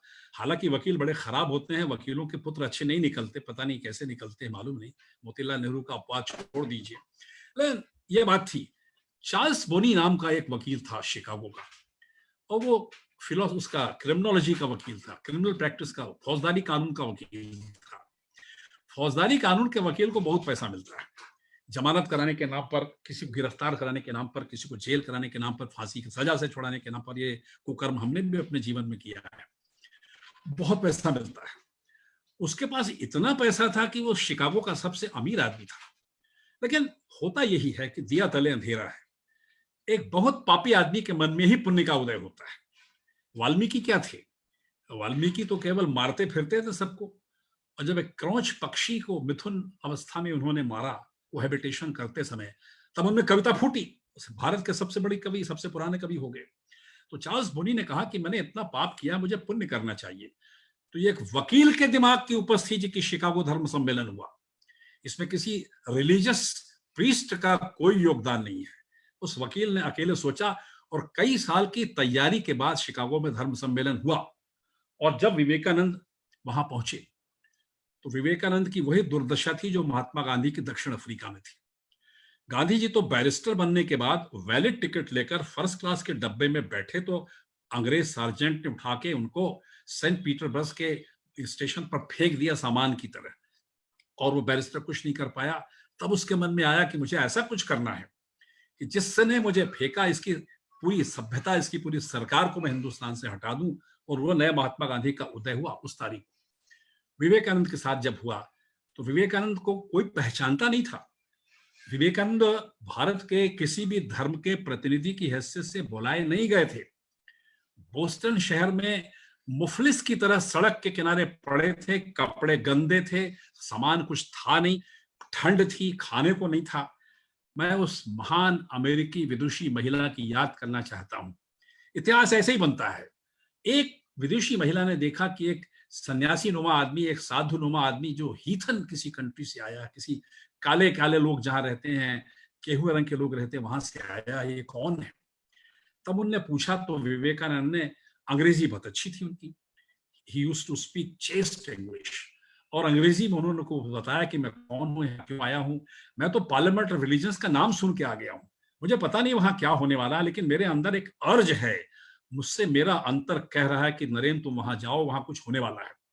तब उसने उनको अपने घर में जगह दी और कहा, बेटा ये तो बोस्टन है, मैं तुमको शिकागो में अपनी दोस्त भेज। और उसने दूसरी विदुषी महिला जो शिकागो में थी उसके पास उनको भेजा। और वो दूसरी जो विदुषी महिला थी, उनका एक कल्चरल लेवल ठीक ठाक था। तब उन्होंने प्रोफेसर राइट जो है यूनिवर्सिटी के प्रोफेसर, उनसे बात करी कि भाई ये भारत का एक सन्यासी हमारे घर में आया है और भीड़ में इसको बोलने का मौका नहीं मिलेगा, लेकिन मैं इससे इतनी प्रभावित हूं कि एक बार तुम इससे मिल तो लो। तो जो सबसे विद्वान लोगों में से एक प्रोफेसर राइट थे, मिलने आया। प्रोफेसर राइट ने जब विवेकानंद से बात की तो भौचक हो गए, और उन्होंने आयोजनकर्ता उस वकील को चिट्ठी लिखी, चार्ल्स बोनी को, कि मैंने एक ऐसे आदमी को देखा है आज शिकागो में जो हमारे सारे लर्नेड प्रोफेसर जितने हैं उनको सिखा सकता है। तो उस प्रमाण पत्र के आधार पर विवेकानंद को बोलने का मौका मिला। मैं जब स्कूल में पढ़ता था, विवेकानंद तो 30 बरस में गए थे, मैं जब स्कूल में पढ़ता था तो मुझको बोलना नहीं आता था। खैर बोलना तो अभी भी नहीं आता है, लेकिन तब बिल्कुल नहीं आता था, भीड़ देख के डर जाता था। तब मेरे गुरुजी ने कान पकड़ के मुझे खड़ा कर दिया और बोला, तुम रट लो जो कुछ तुमको बोलना है, तुमको देखना नहीं है, आंख बंद करके बोलना शुरू करो, किसी भी तरह तुम बोलो वरना तुमको पिटाई पड़ेगी। हम लोग के समय पिटाई पड़ती थी, आजकल के तो पिता माता जो है गुरुजी को पीटने नहीं देते। वो बच्चा क्या जो पिटे नहीं, बिना पिटे पढ़ गए तो क्या सीखेंगे आप। बहरहाल मारपीट करके पढ़ना हमको सिखाया गया, बोलना हमको सिखाया गया, हम खड़े हो गए। विवेकानंद जब बोलने गए, भीड़ को देखकर एक परेशानी अच्छे अच्छे को होती है। हम बहुत से ऐसे लोगों को जानते हैं, हम नंबूदरीपाद को जानते हैं, नंबूदरीपाद से बेहतर हिंदुस्तान में वामपंथी लेखक बहुत कम हुए, लेकिन नंबूदरीपाद स्टैमर करते थे, बोलने में हकलाने लगते थे ऐसे, और बहुत से लोग नहीं बोल पाते। बोलना एक अलग आर्ट है। बहरहाल जब वो पहुंचे तो बहुत बड़ी भीड़ में वो पहुंचे। ना वो हिंदू धर्म के प्रतिनिधि थे, ना बुद्ध धर्म के, ना जैन धर्म के, ना अन्य किसी भारतीय धर्म के, ना और किसी भी अन्य धर्म के। हर एक धर्म के प्रतिनिधि का भाषण होने के बाद, चूंकि आयोजनकर्ता उनको जानते थे, उन्होंने उनका नाम पुकारा। याद रखिए, 9th 10th 11th 12th class के स्कूल के बच्चों, याद रखो, तुम में से कई लोगों को टीचर पकड़ के भाषण देने के लिए इलोक्यूशन कॉन्टेस्ट में, डिबेट में खड़ा करते होंगे और तुमको बोलने में डर लगता होगा। विवेकानंद को 30 साल की उम्र में डर लगा, वो उठे ही नहीं। वो पीछे की दूसरी पंक्ति, दूसरी रो में बैठे, झुक गए नीचे ताकि उन्हें कोई देख ना सके। उसके बाद एक फ्रांसीसी व्यक्ति के अनुरोध करने पर दूसरे सत्र में, आफ्टरनून सेशन में, विवेकानंद बोलने खड़े हुए। केवल 8 मिनट का भाषण दिया विवेकानंद ने, उस पूरी धर्म सभा का सबसे छोटा भाषण, केवल 8 मिनट का। और उस 8 मिनट के भाषण में 3 या 4 बार तालियां बजी, आधा समय तो तालियों ने ले लिया। और वो क्या भाषण था? याद रखो, यह हिंदुस्तान का एक कायस्थ बेटा, विश्वनाथ दत्त का पुत्र नरेंद्र, जिसको छत्तीसगढ़ से लेकर के कलकत्ता और फिर श्री रामकृष्ण देव ने सिखाया, उसमें बुद्धि की सैद्धांतिक और आध्यात्मिक कुटिलता भी थी। विवेकानंद इस बात को जानते थे कि अमेरिका की नब्ज कहां पर है, क्योंकि अमेरिका में उस समय विमेंस लिब, औरतों की आजादी का युग चल रहा था, जो भारत में आज भी नहीं है, उसमें तो और भी नहीं था। थोड़ा थोड़ा अब हो रहा है, उसमें डीपीएस का भी योगदान हो जाए तो बहुत अच्छी बात है। उस वक्त तो बिल्कुल नहीं था। तब विवेकानंद उस पूरी धर्म सभा में अकेले थे जिन्हें संबोधित किया और कहा, sisters and brothers of America, America निवासी बहनों और भाइयों, भाइयों और बहनों नहीं कहा। हिंदुस्तान पुरुषवादी देश था, अब भी है। भाइयों और बहनों नहीं कहा। हमने बड़े बड़े प्रोफेसर्स को और नेताओं को भाषण दे सुना है, भाइयों बहनों, दिल्ली से भी आता है, भाइयों और बहनों, लेकिन उन्होंने कहा था बहनों और भाइयों। उस पर तालियां बजी, स्त्रियां, महिलाएं जितनी थी, उन्होंने लगातार तालियां बजाई। उसके बाद विवेकानंद ने एक ऐसा वाक्य कहा जो संसार के इतिहास में रामकृष्ण मिशन को भी 1960 के दशक तक नहीं मालूम था। मैरी लुइस बर्क नाम की एक विदेशी हुई है, जिन्होंने रिसर्च करके 6 वॉल्यूम्स की किताब लिखी है, Vivekananda in Europe and America, in West and America, 6 volume की किताब है। उसमें रिसर्च करके लिखा, वहां के अखबारों की कतरा निकाल के, हरी भूमि का जो शिकागो संस्करण रहा होगा, उस तरह के अखबार रहे होंगे, उसको निकाल के सबके देख के उन्होंने लिखा कि विवेकानंद का वो पहला वाक्य जिस पर ताली बजी, जो रामकृष्ण मिशन की किताबों में अब भी नहीं मिलता है, वो ऑथेंटिक वर्जन, कि विवेकानंद ने कहा था कि I am proud to belong to a religion in the sacred language of which the Sanskrit, the word exclusion is untranslatable. मैं उस पवित्र देश का रहने वाला हूं जिसकी भाषा देववाणी संस्कृत में बहिष्कार नाम के शब्द का अनुवाद नहीं होता। यह है भारत का हिंदुत्व, यह है भारत के धर्म की समझ, यह है वेदांत की समझ। हम किसी का बहिष्कार नहीं करते, हम सारे धर्मों को अपने अंदर समो लेते हैं। और फिर विवेकानंद ने उन धर्मों की फहरिस्त बताई जो हिंदुस्तान में आज हैं। याद रखो, भारत अकेला देश है दुनिया में जहां सारे धर्म एक साथ रहते हैं। ये हमारे लिए गौरव की बात है, ये हमारे लिए गर्व की बात है, ये हमारे लिए तकलीफ दे बात नहीं। उसका विवेकानंद ने वहां पर जाके एक बखान किया और सारे देश का तब लगा। और नौजवान बच्चों, मैं तो विदेश गया हूं, आप में से कई लोग गए होंगे, कई जाएंगे। विवेकानंद का सबसे बड़ा कंट्रीब्यूशन यूथ के लिए यह है कि तुम अपने देश के निवासी होने का गौरव अनुभव करो। तुम ये महसूस करो कि तुम हिंदुस्तान के बेटे हो। तुमको गोरी चमड़ी के लोगों को देख करके, तुमको अमेरिका, इंग्लैंड, यूरोप वगैरह को देख करके डरना, घबराना, सर नहीं झुकाना है। एक 30 साल के लड़के ने, 30 साल के नौजवान ने, जो साधु सन्यासी भी कह सकते हैं, कल्चरल एम्बेसडर भी आप कह सकते हैं, धार्मिक आदमी भी कह सकते हैं, प्रोग्रेसिव लीडर भी कह सकते हैं, लिबरल विचारक भी कह सकते हैं, उसने पूरी अमेरिका को चित कर दिया। कई लोग एक साथ बैठ के उनसे शास्त्रार्थ करते थे, विवेकानंद सबको चित कर देते थे। उनमें इतना ज्ञान था, इतनी पढ़ाई थी, इतनी समझ थी, इतना इंट्यूशन था कि वो उस काम को कर पाते थे। वी आर प्राउड इंडियंस, ये हमारा स्लोगन होना चाहिए। हमें किसी से डरना नहीं, लेकिन हम घमंडी लोग नहीं हैं। हम में इतना घमंड नहीं होना चाहिए कि हम ही सब कुछ हैं। हमारे दरवाजे खुले हैं, एक बहुत महत्वपूर्ण बात यह है कि जब बुद्ध हिंदुस्तान से बाहर गए थे, ईस्टर्न कंट्रीज में गए थे, तब बुद्ध भारत का धर्म वहां पर लेकर गए थे। बुद्ध धर्म का प्रचार जापान, चीन से लेकर के सुमात्रा, जावा, बोर्नियो, मलेशिया, श्रीलंका वगैरह में हुआ, लेकिन बुद्ध वहां से लेके कुछ नहीं आए, सिर्फ दिया ही दिया। विवेकानंद भारत के इतिहास का पहला कल्चरल एम्बेसडर है जिसने भारत का सारा ज्ञान, आध्यात्मिक ज्ञान विदेशों को दिया और उसके बदले विदेशों का ज्ञान लेकर आए। कल्चरल फ्यूजन जिसको कहते हैं, सांस्कृतिक एक साथ मिलने की, सामंजस्य की बात कहते हैं, भारत के इतिहास में केवल विवेकानंद ने की है। सबसे पहले विवेकानंद ने की, बाद में गांधी जी ने की। इसी लोग कहते हैं ना हिमांशु जी की गांधी और विवेकानंद, तो मैं कहता हूं विवेकानंद और गांधी मेरी दो आंखें हैं, रोशनी भले एक है, दृष्टि भले एक है, दिखते एक जैसे हैं। उनकी बहुत सी तुलनाएं हमको करना चाहिए, लेकिन अभी वक्त नहीं है। तो ये विवेकानंद ने किया। ईसाइयत को, ईसाई धर्म के लोगों को यह घमंड था अपने पैसे के कारण, धन के कारण, आज भी है, आज भी है। अमेरिका को घमंड है, आज भी जो कुछ वहां हो रहा है संसद भवन में आप देख रहे हो, उनको इस बात का घमंड था कि हम तो संसार में सबसे बड़े हैं, हम सिखा सकते हैं इन काले हिंदुस्तानियों को, जिनके यहाँ धर्म कर्म नहीं है, जिनके यहाँ जादू टोना है, जिनके यहाँ अशिक्षा है, जिनके यहाँ गरीबी है, जिनके यहाँ इस तरह का है, उनको घमंड था। उस घमंड को विवेकानंद ने तोड़ा, लेकिन प्यार से। 3.5 साल अमेरिका में रहना उस जमाने में, आज की बात तो अलग है, अब तो इलाज कराने भी लोग चले जाते हैं, एक बहुत कठिन काम था। तो ये एक युवक विवेकानंद के साथ आगे बढ़ते हुए हम चलें।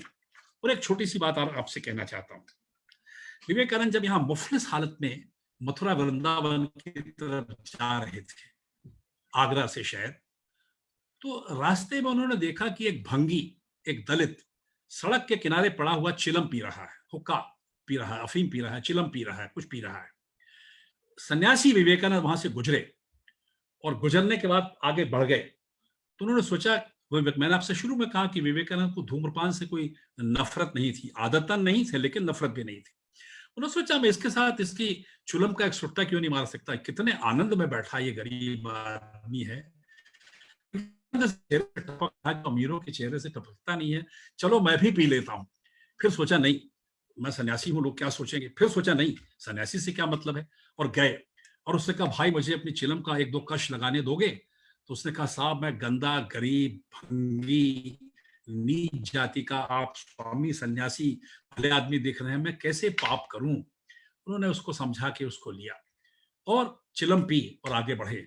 तब उनके एक मित्र थे गिरीश घोष, उन्होंने बाद में पूछा कि तुम क्या बताने गए थे उसको, क्या सोच के गए थे, या तुमको तंबाकू पीने की आदत है तो रुक नहीं पाए थे? विवेकानंद ने कहा नहीं, उस वक्त श्री राम कृष्ण देव का मेरे मन में ध्यान आया कि वो सन्यासी का जिसके मन में विकार रहे, अगर एक भंगी को देखकर, तंबाकू पीने के व्यसन को देखकर, उसके साथ बैठने को देखकर मेरे मन में विकार भी अगर आया तो मेरा सन्यास धर्म खंडित हो गया। मैं तो उस श्री राम कृष्ण देव का चेला हूं कि जिसके मन में अगर पाप आए तो उसका जीवन ही चला जाना चाहिए। ये श्री राम कृष्ण देव की जो आध्यात्मिक अवस्था होती थी, समाधि की अवस्था होती थी, आपको आश्चर्य होगा लेकिन ये सच है, क्योंकि वो 10-20 हजार साल पुराने नहीं हैं, पिछली सदी में गए हैं, 19वीं सदी में गए हैं। एक दिन उन्होंने कहा नरेंद्र अब मैं मुसलमान बन के दिखाता हूं, और इस्लाम के जितने भी शरीयत से लेकर के हफीज के दीवान में वो सारी बातें थी, उनको अरबी फारसी जो भी थी सब में कंठस्थ हो गई और वो लगातार बोलने लगे। फिर कहा अच्छा देखना मैं कल बुद्ध धर्म में जाता हूं, और दूसरे दिन उनका जितना भी हीनयान में, महायान में और जितने भी बुद्ध धर्म की जातक कथाओं में सारी बातें थी वो अंदर अंदर अंतस्थ हो गई और वो पाली प्राकृत भाषा में बात करने लगे। फिर उन्होंने कहा मैं अमुक धर्म में जाता हूं, मैं ईसाई धर्म में जाता हूं। ये सारे चमत्कार वो एक बार देख चुके थे। उस सर्वधर्म संभाव की भावना के साथ विवेकानंद को हम करना चाहिए। मैं आपको बहुत देर ले चुका, समय हो गया है। मैं एक छोटी सी बात आपसे और क्या क्या खत्म भी करना चाहूंगा। रामकृष्ण परमहंस की कृपा से रायपुर में श्री रामकृष्ण मिशन का विवेकानंद आश्रम बना है। वहां कई बार मुझे भाषण देने बुलाया जाता था, क्योंकि अच्छे भाषण देने वाले वहां जाते नहीं थे, तो हम ही को बुला लिया जाता था, तो हम भी चले जाते थे। एक बार हम लोगों को सर्वधर्म सम्मेलन, शिकागो धर्म सम्मेलन की अनुकृति में उसकी नकल में किया गया। अब उसकी नकल में किया गया तो सभी धर्म के लोग बोले, तो स्वामी आत्मानंद जी की मैं याद करना चाहूंगा। तो मैंने कहा कि मैं हिंदू धर्म पे बोलूंगा, तो बोले हिंदू धर्म पे दूसरा बोलेगा। तो मैंने कहा मैं किसी धर्म पे नहीं बोलूंगा, मैं भारत के बारे में बोलूंगा, मैं विवेकानंद हूँ। बोले नहीं, तू विवेकानंद बिल्कुल नहीं है। तो मुझे यहूदी धर्म पे बोलने का मौका मिला और 8 धर्मों पर 8 भाषण हो गए। उन भाषणों के बाद में एक बैरागी जी महाराज हैं, अगर आप में से कि बिहार के होंगे, सुना होगा, वो बैरागी जी महाराज वो अक्सर आते थे। तो सर्वधर्म सम्मेलन में वो आके बैठ गए और बोले मैं निरक्षर हूं, मैं बिल्कुल पढ़ा लिखा नहीं हूं, आप सबकी बातें सुनी, आप लोग बहुत ज्ञानी हैं, बहुत सी बातें बताई, मैंने सुन ली, तो कुछ नहीं आता। मैं ये बताना चाहता हूं कि सर्वधर्म सम का मतलब क्या होता है।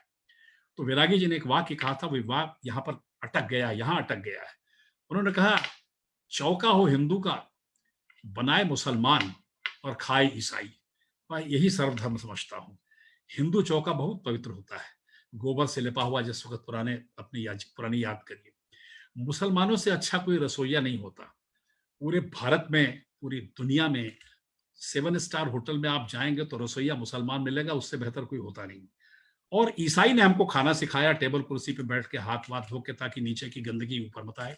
हम तो उसी तरह खाते हैं, हम उसी तरह बेहतर खाना बनाते हैं, हम उसी तरह से अब चौका रसोई अपनी साफ रखते हैं। ये बोले मेरे लिए सर्वधर्म है। मैं सोचता हूँ कि बच्चों के लिए मैंने बहुत समय ले लिया, और मैं गुरुजी इसलिए समय ले लिया मैंने कि I resign from my job in 1971 while I was teaching. और एक टीचर ने, जिसने कि 50 साल करीब हो गए मुझे नौकरी छोड़े हुए शिक्षक की, लेकिन 50 साल के अंदर भी मेरा शिक्षक मुझ में मरा नहीं है। शिक्षक वो अमर बेल है, वो हर पेड़ पर चढ़ जाता है, मरता कभी नहीं है। इसलिए जब हिमांशु जी ने कहा कि आपको अकेले बोलना है, तो मैं बहुत खुश हो गया, क्योंकि मैं ऐसी किसी सभा में बोल ही नहीं सकता जहां एक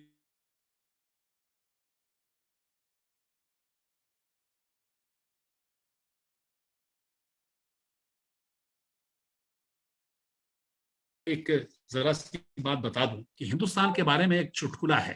उस चुटकुले को चुटकुले की तरह लेना, गंभीर मत होना, लेकिन उस चुटकुले में गहरे अर्थ छिपे हैं। रीडर्स डाइजेस्ट में कई साल पहले बहुत सी परिभाषाएं आई थी, उसमें बाकी छोड़ दें, केवल हिंदुस्तान की परिभाषा है। उसमें लिखा है कि वन इंडियन अ फिलोसोफर, एक भारतीय तो दार्शनिक होता है। सड़क पर कितना दर्शन है, यानी भारत में सड़क की जितनी दुर्घटनाएं होती हैं, और संसार में कहीं नहीं होती। कोविड-19 से भी ज्यादा दुर्घटनाएं सड़क में होती है, क्योंकि हम दार्शनिक की तरह चले जाते हैं, पीछे से मोटर आती है, हम सुनते ही नहीं है। तो उन्होंने कहा कि one Indian philosopher and 2 Indians conversation. 2 आदमी अगर भारतीय मिले तो केवल बात करते हैं। संसार में सबसे अधिक बातूनी कौम हिंदुस्तानियों की है, महिलाओं की थोड़ा ज्यादा है, लेकिन पुरुषों की भी कम नहीं है। आप कभी कनक तिवारी को भाषण देने बुलाएंगे तो लगातार बोलता रहेगा। तो 1 Indian philosopher, 2 Indians conversation and 3 Indians confusion. मैंने वो क्रिएट कर दिया है, इसलिए मैं प्रणाम करता हूं।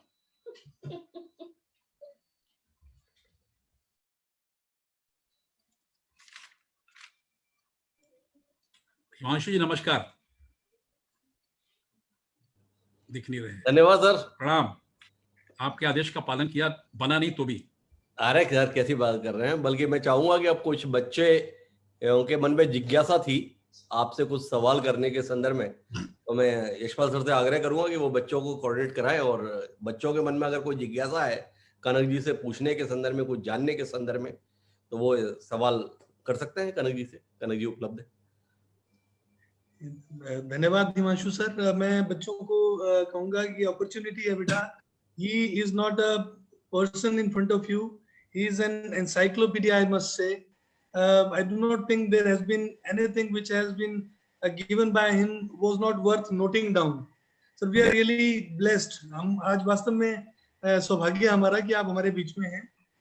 मैं सबसे पहले सार्थक मोहंती, DPS बिलासपुर से, बेटा आप अपना प्रश्न पूछ सकते हैं।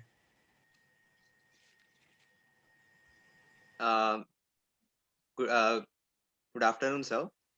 मेरा सवाल ये है कि युवाओं में सबसे आम बात आक्रामकता की होती है, जो वे कई अनावश्यक चीजों पर प्रदर्शित करते हैं। आप उन्हें इस आक्रामकता का सही उपयोग करने के लिए क्या सुझाव देंगे, और कैसे वे इस आक्रामकता को सकारात्मक रूप से उपयोग कर सकते हैं? बेटा सवाल बहुत अच्छा है और बहुत महत्वपूर्ण है।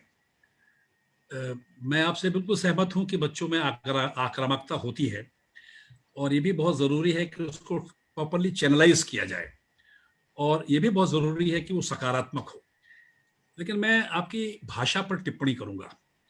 पहली बात तो ये कि उनमें आक्रामकता नहीं होती, उनमें एक जोश होता है, उनमें एक उत्साह होता है, उनमें एक उन्माद होता है। आक्रामकता के शब्द के अंदर हिंसा आ जाती है, वायलेंस आ जाती है। तो विवेकानंद ने हमको कभी भी ऐसा नहीं सिखाया।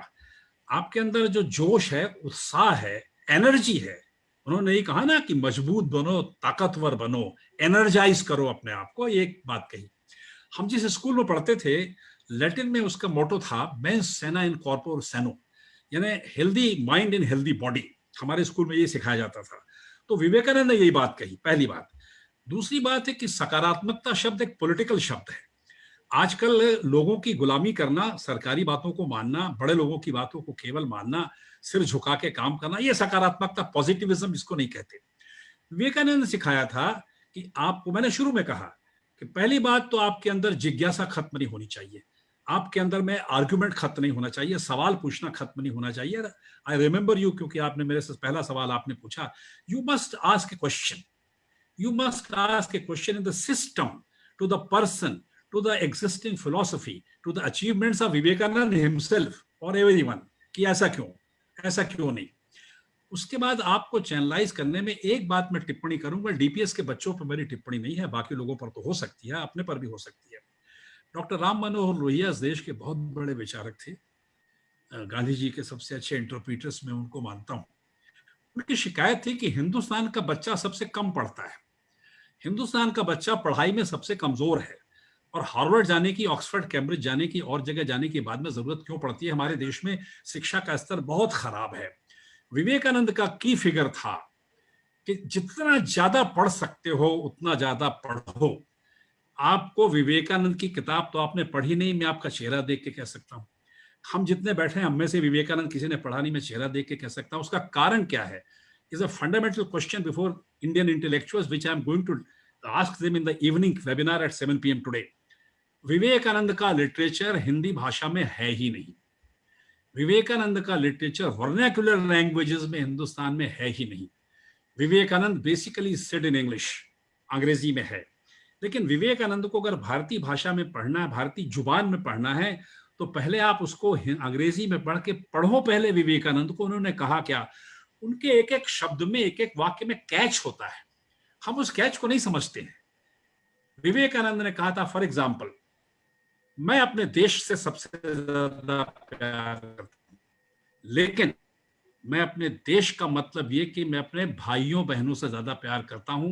हिमालय से लेकर कन्याकुमारी तक के नेचर से प्यार नहीं करता। मैं अपने भाइयों बहनों से प्यार करता हूं का मतलब यह है कि मैं जानवरों से प्यार नहीं करता, पेड़ पौधों से पहले प्यार नहीं करता।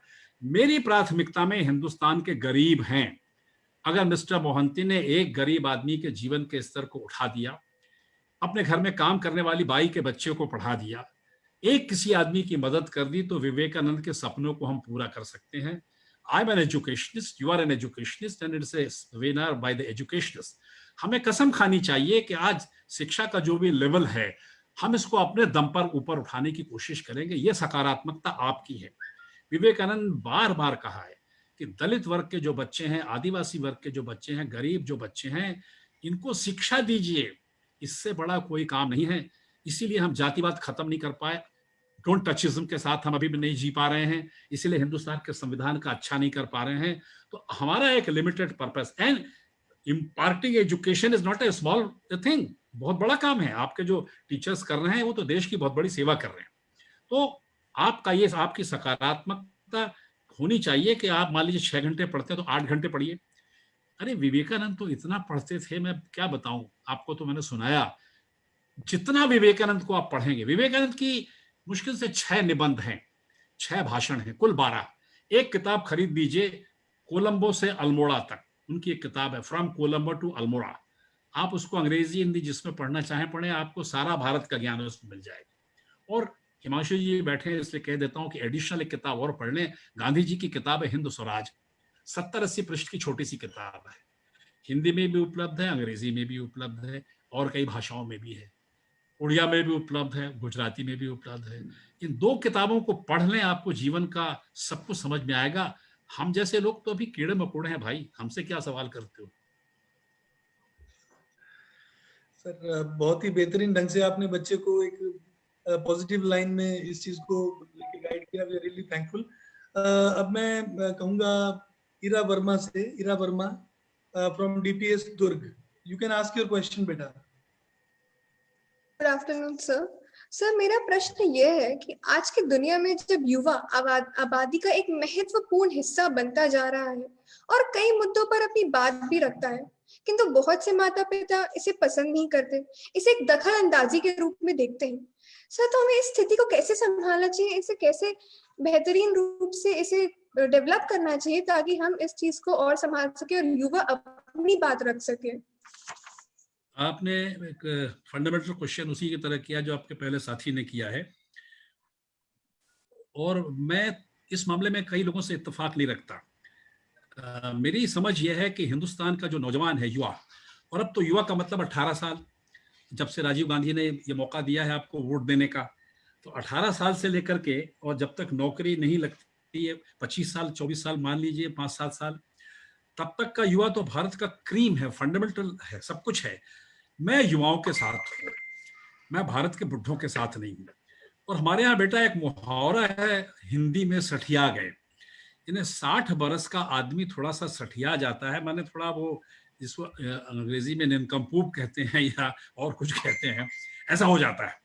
तो वो वैज्ञानिक तरीके से कहा है वो, कि वो मुहावरा नहीं है। मैं 80 साल का हूँ तो मैं अपनी बीमारी को 60 साल वाली समझता हूँ। तो हम लोग एक डॉगमेटिक तरीके से, एक अलग तरीके से, एक ऐसे तरीके से जो बहुत ही कंजर्वेटिव होता है, पूरे जीवन को देखने लगते हैं। गांधी जी ने तो कहा था बेटा कि हिंदुस्तान में 60 बरस से ऊपर के किसी आदमी को कोई भी एमएलए एमपी बनाने की जरूरत नहीं है। प्रधानमंत्री तो 75 साल का बैरियर रखते हैं, अगर उनकी बात मानते तो खुद नहीं बनते। 60 बरस से ऊपर का आदमी एक एडिशनैलिटी होता है, वो उसमें चलिए फिर फंडामेंट्स में हमारे यहाँ 4 अवस्थाएं होती हैं, तो वो सन्यास की और वानप्रस्थ की अवस्था में आ जाता है, जिसको सांसारिक जीवन से हटना चाहिए। ए youth must be given all opportunities. 20 साल 25 साल के बच्चे जो इस देश में क्रांति कर सकते हैं, वो बुढ़े नहीं कर सकते, इस बात को मैं मानता हूं। लेकिन यहां मैं विवेकानंद की एक बात आपको समझाना चाहता हूं। विवेकानंद का समय हमारे समय से फर्क था, because it was 19th century, और उस समय बहुत से जो पुराने तरह के लोग थे, हमसे ज्यादा पुराने तरह के लोग थे, तो वो जब ऐसी बातें करते थे तो कई लोगों ने कहा कि आप जातिवाद क्यों मानते हैं, आप जातिवाद की जड़ों में मट्ठा क्यों नहीं डालते जैसे चाणक्य ने डाला, या कि आप वर्णाश्रम को क्यों मानते हैं, कि ब्राह्मण क्षत्रिय वैश्य शूद्र को क्यों मानते हैं, या कि आप विधवा विवाह के समर्थन में क्यों नहीं आते, बहुत सी बातें। तब विवेकानंद ने समझाया कि हमको समाज की हालत को देखकर वो जुमला या वो भाषा या वो मुहावरा तैयार करना पड़ता है, समझ का वो दायरा तैयार करना पड़ता है, जिससे हम प्रॉपरली कम्युनिकेट कर सकें। और पहले तो लोग कहते थे कि शूद्र ने अगर गीता सुन ली तो उसके कान में पारा डाल दो, फिर कहते थे कि अगर सुन लिया उसको मारना शुरू करो। लेकिन इन सारी बातों के अलावा जो मनुस्मृति में भी बहुत सा कहा गया है, हमें धीरे धीरे अपने स्टैंड को सॉफ्टन करना चाहिए। मेरे घर में भी बच्चा है, मेरा तो ग्रैंडसन अभी क्लास 9th में है, और मैं रोज झेलता हूँ उसको, इतनी बहस करता है कि मैं खुद परेशान हो जाता हूँ। मेरा बेटा भी उससे बड़ा है जो उसका बाप है, मेरे बहुत से विद्यार्थी हैं। आपको लगातार जिरह करना चाहिए, लेकिन अपनी जो विनयशीलता है, आपका जो सॉफ्टनेस है, वो अपना टेम्पर आपको लूज नहीं करना चाहिए, और एक ग्रुप बना के 2-4-5 को लेकर के पिताओं को माताओं को समझाना चाहिए। हमारी एजुकेशन बहुत ही रूढ़ पुरानी हो चुकी है, हम भूल गए। शिक्षकों के साथ भी यही होता है कि एक शिक्षक एक बैच को आके पढ़ाता है, बहुत पॉपुलर टीचर होता है, फिर अगले 20 साल तक वो अपनी नोटबुक से वही पढ़ाता रहता है। वो 20 साल तक लगातार फेल होता है, बच्चे पास होते चले जाते हैं, लेकिन पॉपुलर तब भी बना रहता है, लेकिन उसका ज्ञान आगे नहीं बढ़ता। तो ये इस पीढ़ी के साथ तो द्वंद आपको झेलना पड़ेगा, मैंने भी झेला है, आप भी झेल रही हैं। मैं जब पढ़ाता था तो एक प्रोफेसर साहब मेरे थे, उनकी 20 साल की प्रैक्टिस हो गई थी, वो असिस्टेंट प्रोफेसर थे, और एक दूसरे प्रोफेसर थे जिनकी 10 साल की प्रैक्टिस थी पढ़ाई की, एजुकेशन शिक्षा की, उनको प्रोफेसर बना दिया गया। वो शिकायत करने गए सेक्रेटरी से कि साहब उसकी तो केवल 10 साल की है और मेरी 20 साल की है, मैं उसके नीचे क्यों। तब चीफ सेक्रेटरी ने जवाब दिया कि फूल, तुम तो हर साल 20 साल से फेल हो रहे हो, और वो प्रोग्रेस कर रहा है, वो एमए था वो पीएचडी हो गया, अब डिलीट करने जा रहा है, तो तरक्की करना है। आपका जो कॉन्फ्लिक्ट है, पर्सनल फैमिली लेवल पर आई कैन अप्रिशिएट, मैं आपके चेहरे को देख के समझ सकता हूँ, लेकिन आपको फिर भी परसुएसिवनेस नहीं छोड़ना है, एग्रेशन नहीं होना चाहिए, जो मोहंती ने कहा, परसुएसिवनेस नहीं छोड़ना है। कई बार क्या होता है कि माता पिता आपको डांटेंगे, आपके पर्सनल रिलेशंस के कारण भी होता है ना, फेमिलिटी ब्रीड्स कंटेम्प्ट। तो अपनी किसी दोस्त को ले आओ, अपनी किसी फ्रेंड को ले आओ। तो भतीजी बेटी से ज्यादा प्यारी होती है मम्मी, मौसी, चाची, मामी, फूफी, इनके लिए दोनों को समझाओ धीरे धीरे, तुरंत धूप में रखो, जल्दी पिघलेगा, फ्रिज से बाहर निकाल के ऐसे रखो, देर से पिघलेगा। तो धूप में बर्फ को भी मत रखो, निकाल के फ्रिज से बाहर रखो। ये धीरे धीरे जनरेशनल गैप कम हो जाएगा, सीख जाएंगे। हिम्मत रखो, विवेकानंद ने कहा था हिम्मत रखो, मैं नहीं कह रहा हूं। Thank you. We can take the next question from Arushi. Arushi Singhal from DPS Bilaspur. Come on, Yes, बेटा। अभिवादन सर आपको। मेरा प्रश्न ये है कि आजकल सोशल ऐप्स जैसे इंस्टाग्राम, फेसबुक, व्हाट्सएप आदि का चलन बढ़ गया। इनके कारण छात्रों पर कहीं ना कहीं कुछ तो असर हुआ है। आपके इस विषय पर क्या विचार हैं और आप इसका इस्तेमाल हम युवा पीढ़ी के विकास के लिए कैसे उपयोग कर सकते हैं? मैंने शुरू में अपना रिजर्वेशन संक्षेप में एक आध वाक्य में इन दी वीन ऑफ सटायर कह दिया था। वो सटायर नहीं था, लेकिन ऐसे मैंने कह दिया था। हाँ, सोशल मीडिया एक इम्पॉर्टेंट कंपोनेंट ऑफ कम्युनिकेशन है। हम साइंस को नहीं छोड़ सकते, हम सोशल मीडिया को इग्नोर नहीं कर सकते, हम सोशल मीडिया से नफरत नहीं कर सकते। मैंने आपको विवेकानंद का टाटा वाला किस्सा बताया। विवेकानंद ने कहा था कि science and religion, these are two eyes to look at the life. हम इनमें से भेद नहीं कर सकते। Science is a religion and religion is science. हम दोनों को अलग नहीं कर सकते।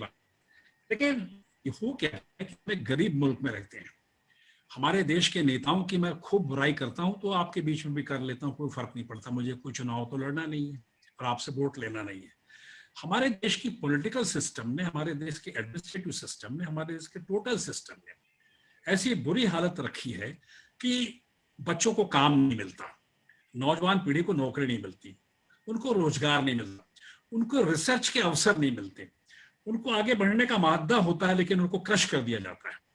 अगर आपके पास ज्यादा पैसे नहीं है तो आपको मेडिकल कॉलेज में नहीं भर्ती कर सकते, इंजीनियरिंग कॉलेज में भर्ती नहीं कर सकते, बहुत सी IIM में, IIT में और जगह भर्ती नहीं कर सकते। तो एजुकेशनल फैसिलिटीज हम दे नहीं सकते, नौकरी की फैसिलिटीज हम दे नहीं सकते।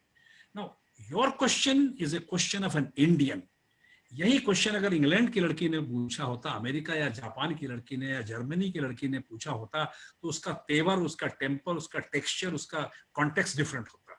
हम एक गरीब मुल्क के लोग हैं जहाँ के बच्चे सताए जा रहे हैं, जहाँ के बच्चों पर बोझ लादा जाता है। शुरू के तो किंडरगार्टन से शुरू प्राइमरी पर प्रेप वगैरह में तो इतनी किताबें उठा जा नहीं सकते। कई स्कूलों में किताबें जमा कर दी जाती, खाली घूमते हुए आ जाना, ये तुझको पढ़ाएंगे। ये टेंशन है, सोशल टेंशन। लेकिन व्हाट्सएप ग्रुप में जाके गंदी फिल्में देखना, गंदे जोक्स को शेयर करना, लोगों की बुराई करना और अफवाहों को पढ़ना, और ऐसे लोगों को पढ़ना, जैसे आज ही आपको व्हाट्सएप ग्रुप में विवेकानंद पर इतने लोग लिख रहे हैं कि अगर उनको विवेकानंद देख लेते तो सुसाइड कर लेते या उनका मर्डर कर देते। लेकिन लगातार लिखते रहते हैं। व्हाट्सएप यूनिवर्सिटी और इंस्टाग्राम इंस्टीट्यूशन और ये फेसबुक वगैरह, इनसे आपको बचना होगा। इसमें बहुत अच्छी पोस्ट आती है, बहुत ही नॉलेजेबल इंफॉर्मेशन भी आपके पास आती है, लेकिन आपको कलेक्टिविज्म, विवेकानंद ने कहा था कलेक्टिविज्म क्रिएट करो, स्टूडेंट्स का कलेक्टिविज्म क्रिएट करो। आप अपने तय मत रखो, 10 लड़कों का, 20 लड़कों का, 50 बच्चों का एक ग्रुप तैयार करो, उसके बीच में जो एक्सचेंज ऑफ आइडियाज करो, मॉडर्न साइंस के बारे में बात करो, मॉडर्न इन्वेंशंस के बारे में बात करो, इकोनॉमिक थ्योरीज के बारे में बात करो। दुनिया को समझने की वो सारी चीजें, जो दुनिया को समझने की सारी चीजें हैं, आपको सोशल मीडिया में मिलती हैं। अखबार का कोई वैल्यू रहा नहीं।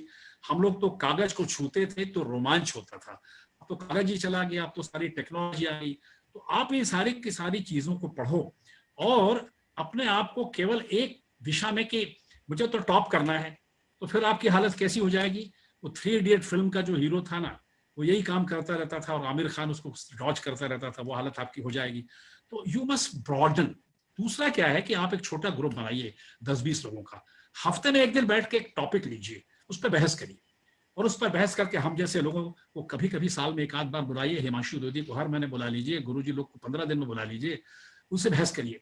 मैं एक छोटी सी बात बताता हूं, विवेकानंद के पहले, रामकृष्ण परमहंस के पहले भारत में जिसने नौजवानों की क्रांति की एक कवि था, जिसका पिता पुर्तगाली था, माँ यूरेशियन थी, कलकत्ते में पैदा हुआ, कलकत्ते में मर गया, उसका नाम था हेनरी लुई विवियन डिरोजियो। वो 21 ईयर्स में मर गया, 18 साल में लेक्चरर बना, 3 साल बच्चों को अपने दोस्तों को पढ़ाया, 21 साल में मर गया। वो हिंदुस्तान का पहला मॉडर्न पोएट है।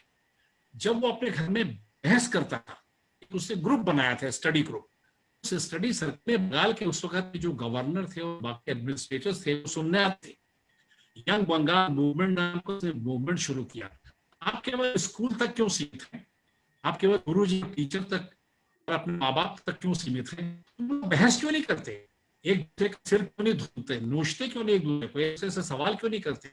जो सवाल तुमने मुझसे किया है, तो एक हफ्ते अपने एक छोटा ग्रुप बना के लगातार बहस करना चाहिए। लोकमान्य तिलक ने यही किया था, विवेकानंद ने यही किया था, और कई लोगों ने यही किया था। और वहां से ये सारी चीजें, देश का इतिहास बनता नहीं अगर अनुशीलन पर्व नाम का मामला नहीं होता, अगर उससे आंदोलन जो हुए, ब्रह्म समाज का आंदोलन नहीं होता, प्रार्थना समाज का आंदोलन नहीं होता, ये सारा कुछ नहीं होता। तो आप एक ग्रुप बनाइए, ग्रुप बनाकर बहस करिए और पर्चे लिखिए। भगत सिंह जो क्रांति की बेटा, भगत सिंह तो 23 साल में चला गया। भगत सिंह और उसके साथ जो क्रांति करते थे, कितना बुरा समय था, अंग्रेज था, कुछ भी नहीं था उनके पास। छोटे छोटे पैम्फलेट्स क्रिएट करते थे, 1 पेज का, 2 पेज का, 10 पेज का, 150 कॉपियां छपा के उनको बांट देते थे। तो आप कुछ लिख के मुझे दो ना, तो मैं उस पर अपने नोट्स लगा के आपको वापस करूंगा। तो जो एक्सचेंज ऑफ आइडियाज है, इसको फेसबुक से, इंस्टाग्राम से, इन चीजों से निकाल के इन चीजों में डेवलप करो। हम एक दूसरे से मिलेंगे तभी तरक्की करेंगे, अकेले तरक्की कभी नहीं कर सकते। ठीक है सर, बहुत ही सटीक और एकदम टू द पॉइंट आपने इसका जवाब दिया। मैं केवल इसमें एक चीज जोड़ूंगा, वैसे आपके जवाब में मुझे नहीं लगता है कोई चीज बची है इसमें, but the point is that no बच्चों, options are always going to be there in front of you. अगर इंटरनेट की बात करें या वर्चुअल वर्ल्ड की बात करें, it's your wisdom. You have to be selectively social. You need to understand what is for you and what is not for you. थोड़ा सा ये आप ध्यान रखेंगे। और जैसे सर ने कहा कि आप एक क्वालिटी ग्रुप बनाएं जिसमें कि क्वालिटी चर्चा आप लोग करें, जिससे कि ऐसी चीज निकल के आए जो आपको आगे के लिए और ज्यादा क्लैरिटी किसी भी विषय पे देगी। तो बहुत बेहतरीन सर आपने जवाब दिया। अब एक प्रश्न हमारे पास एक वाक्य जरूर देता हूँ शर्मा जी, एक बार, और आपने इधर जो कही आपको सपोर्ट करता हूँ। ये हमारे यहाँ कहा गया है भारत में, विद्या या विमुक्त, that is education which liberates. तो बच्चे पढ़े कि इसको पढ़ने से हम लिबरेट हो रहे हैं कि नीचे जा रहे हैं। अगर वो लिटमस टेस्ट है कि कब लाल नीला होगा, कब नीला लाल होगा। अगर आप लिबरेट हो रहे हैं, आगे जा रहे हैं, तो ग्रुप बनाइए। सर एक प्रश्न अभी मृदुल एस पिल्लाई डीपीएस दुर्ग से, वो आपसे पूछना चाहेंगे। सुप्रभात आदरणीय एडवोकेट कनक तिवारी जी और आदरणीय डॉक्टर हिमांशु द्विवेदी जी। मेरा सवाल हिमांशु सर आपसे है। आप इतने गतिशील और एक प्रसिद्ध पत्रकार हैं, यदि आपको आज के युवा को कोई एक व्यवसाय का सुझाव देना होगा तो वह क्या होगा सर?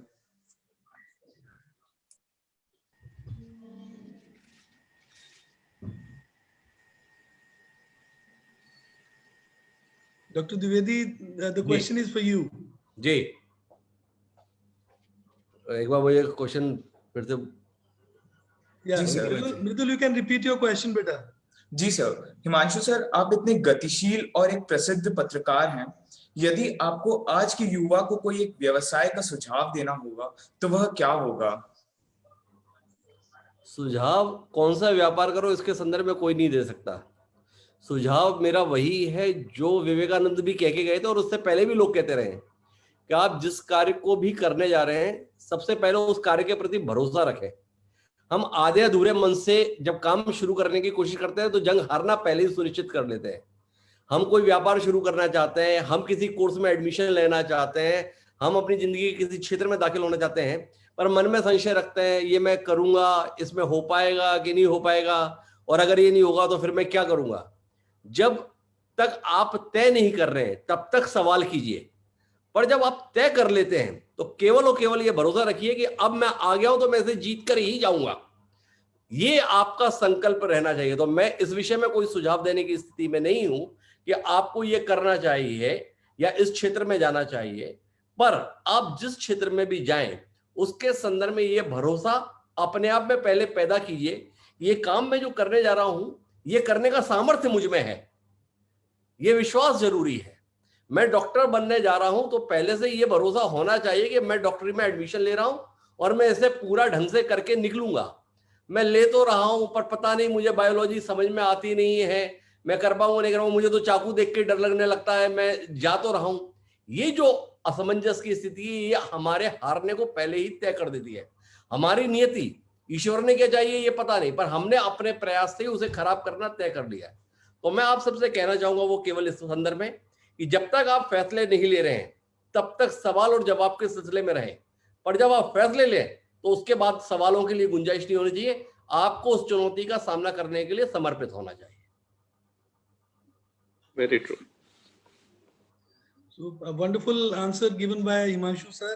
बहुत से मुझे लगता है जो मन में संशय रहे होंगे या कोई भी विचार बच्चों के पनप रहे होंगे, मुझे लगता है वो सब बच्चों को बहुत ज्यादा क्लैरिटी आज विवेकानंद जी के बारे में भी, और साथ ही साथ ये जो एक व्यक्तित्व आज हिमांशु सर की वजह से, विवेक वर्मा सर की वजह से हम लोग आज साक्षात्कार कर पाए। कनक तिवारी सर से मैं कहता हूँ हम सब दोनों परिवार बीपीएस दुर्ग और बिलासपुर धन्य हैं, और हम ये कामना करते हैं कि कनक तिवारी सर आप दीर्घायु हों और इसी तरह सबको इंस्पायर करते जाएं। और हम अक्सर आगे भी चाहेंगे कि बच्चों के साथ जब जब भी कभी कोई विषय हमें मिलेंगे तो हम आपसे जरूर संपर्क करना चाहेंगे, ताकि बच्चों को ये एक जो ज्ञान की धारा आज बह निकली है ये आगे भी उनको उनकी जो प्यास है उसको तृप्त करती जाए। मैं बीच में हस्तक्षेप करना चाहूंगा कि अभी कोरोना के चलते चूंकि स्कूल्स रेगुलर लग नहीं रहे तो हमें इस वेबिनार के माध्यम से कनक जी को सुनने का मौका मिला है, पर मैं अभी से ही आग्रह करना चाहूंगा विवेक वर्मा जी की अनुमति से और उनकी सहमति मानते हुए कि अगले साल 2022 के संदर्भ में कनक जी से अभी से हम आग्रह कर रहे हैं कि आपको प्रत्यक्ष सुनना चाहेंगे। उम्मीद करते हैं वैक्सीनेशन कार्यक्रम आ गया है, हम एक नियमित रूप से क्लासरूम की प्रक्रिया में होंगे और 2022 में आपको प्रत्यक्ष सुनने का अनुभव हम सबको मिले और आप हमारे लिए समय निकाले। यह आग्रह इस कार्यक्रम के माध्यम से मैं अभी करना चाहूंगा। बिल्कुल ठीक सर। बहुत धन्यवाद सर। विवेक सर कनक जी का जवाब तो ले लीजिए। Sir we want your affirmative answer also. जिस आदमी के जीवन के 80 साल हो चुके हैं जी, वो 2022 बहुत दूर दिखता है। एक्चुअली क्या है कि वो हिमांशु जी ने तो बहुत लंबा खेल के दिया। दरअसल आजकल मैं सब काम छोड़ घर बैठा हूँ, farmer teacher and A farmer lawyer. नियम नहीं है शर्मा जी और राज सिंह जी, वर्मा जी, ये 65 साल 65 में रिटायर होने के बाद टीचर को कोई जॉब मिले कि वो पढ़ा भी सके, विजिटिंग फैकल्टी बन सके, ये यूजीसी ने मार डाला। तो मैंने कई बार इस सरकार के सारे मुख्य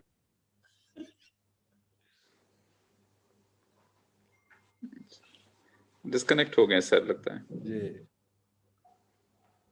वो गलती से मेरे ख्याल से डिस्कनेक्ट हो गए हैं। बहरहाल मेरे ख्याल से कंक्लूड कर लिया जाए। जी यशपाल सर।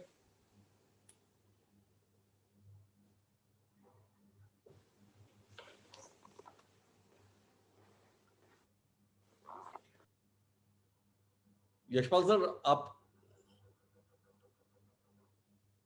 शायद आ गए हैं। कनक जी मैं बस 1 मिनट कहूँ जी, मेरे मन में ये अभी आप सुन रहे ना जी मैं सुनाई पड़ रहा हूँ? जी जी सर, नहीं आ रही आवाज? आपकी आवाज आ रही है सर? मेरे मन में ये पाप है कि मैंने बच्चों को धोखा दिया नौकरी छोड़ के, और मैं लालच में पता नहीं कहाँ चला गया। तो मैं अपने जीवन का अंत एक शिक्षक रूप में करना चाहता था, लेकिन कमबख्त इस व्यवस्था में ऐसा कोई इंतजाम ही नहीं है कि मुझे आखिरी दिनों में पढ़ाने का मिले। वो सारे मुख्यमंत्री मुंह मोड़ लेते हैं, कहते नियम में संभव नहीं है वगैरह वगैरह।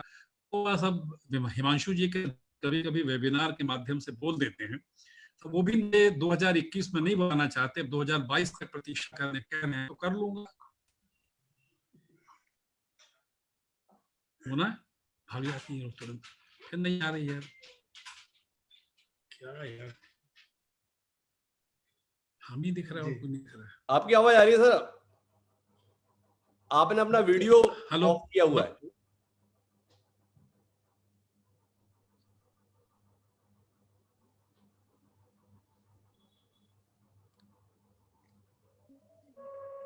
ये तो ऑन दिखा। जी जी sir. Jaspal sir, you can please address everyone. Yeah.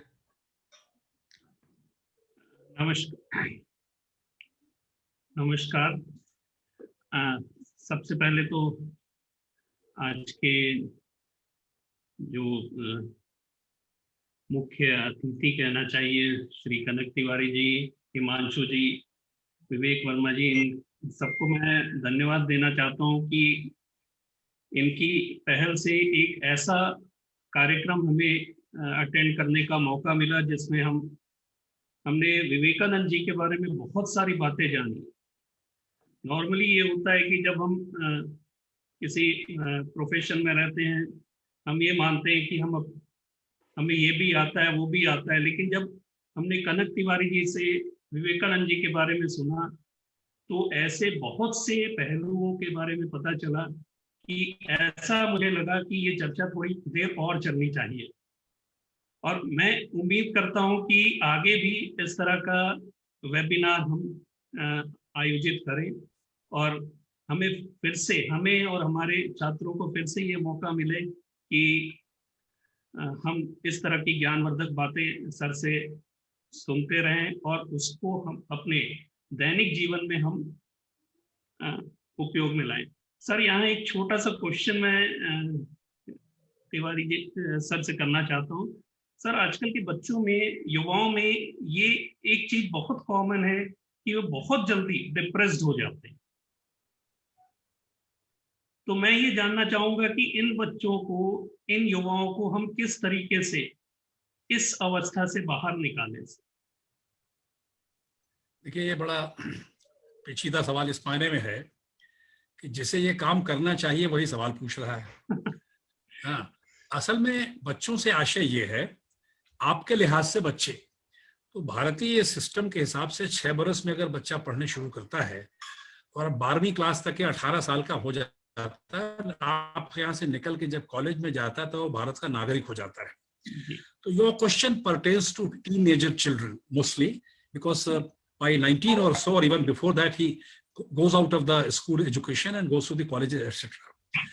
Teenager को मैंने आपको कहा, मैं बायोलॉजी का स्टूडेंट नहीं हूं, जो शब्द अभी हिमांशु जी ने कहा कि ये एनाटॉमी और फिजियोलॉजी के प्रोफेसर से पूछिए और साइकोलॉजी के लोगों से पूछिए कि टीनेजर की जो एज होती है 13 to 19, इसमें बच्चे के मन में इतने परिवर्तन होते हैं, उसके मस्तिष्क में परिवर्तन है, शरीर में हार्मोन्स में परिवर्तन होते हैं, उसकी ख्वाहिशों में परिवर्तन होते हैं, बहुत सी चीजों में परिवर्तन होते हैं।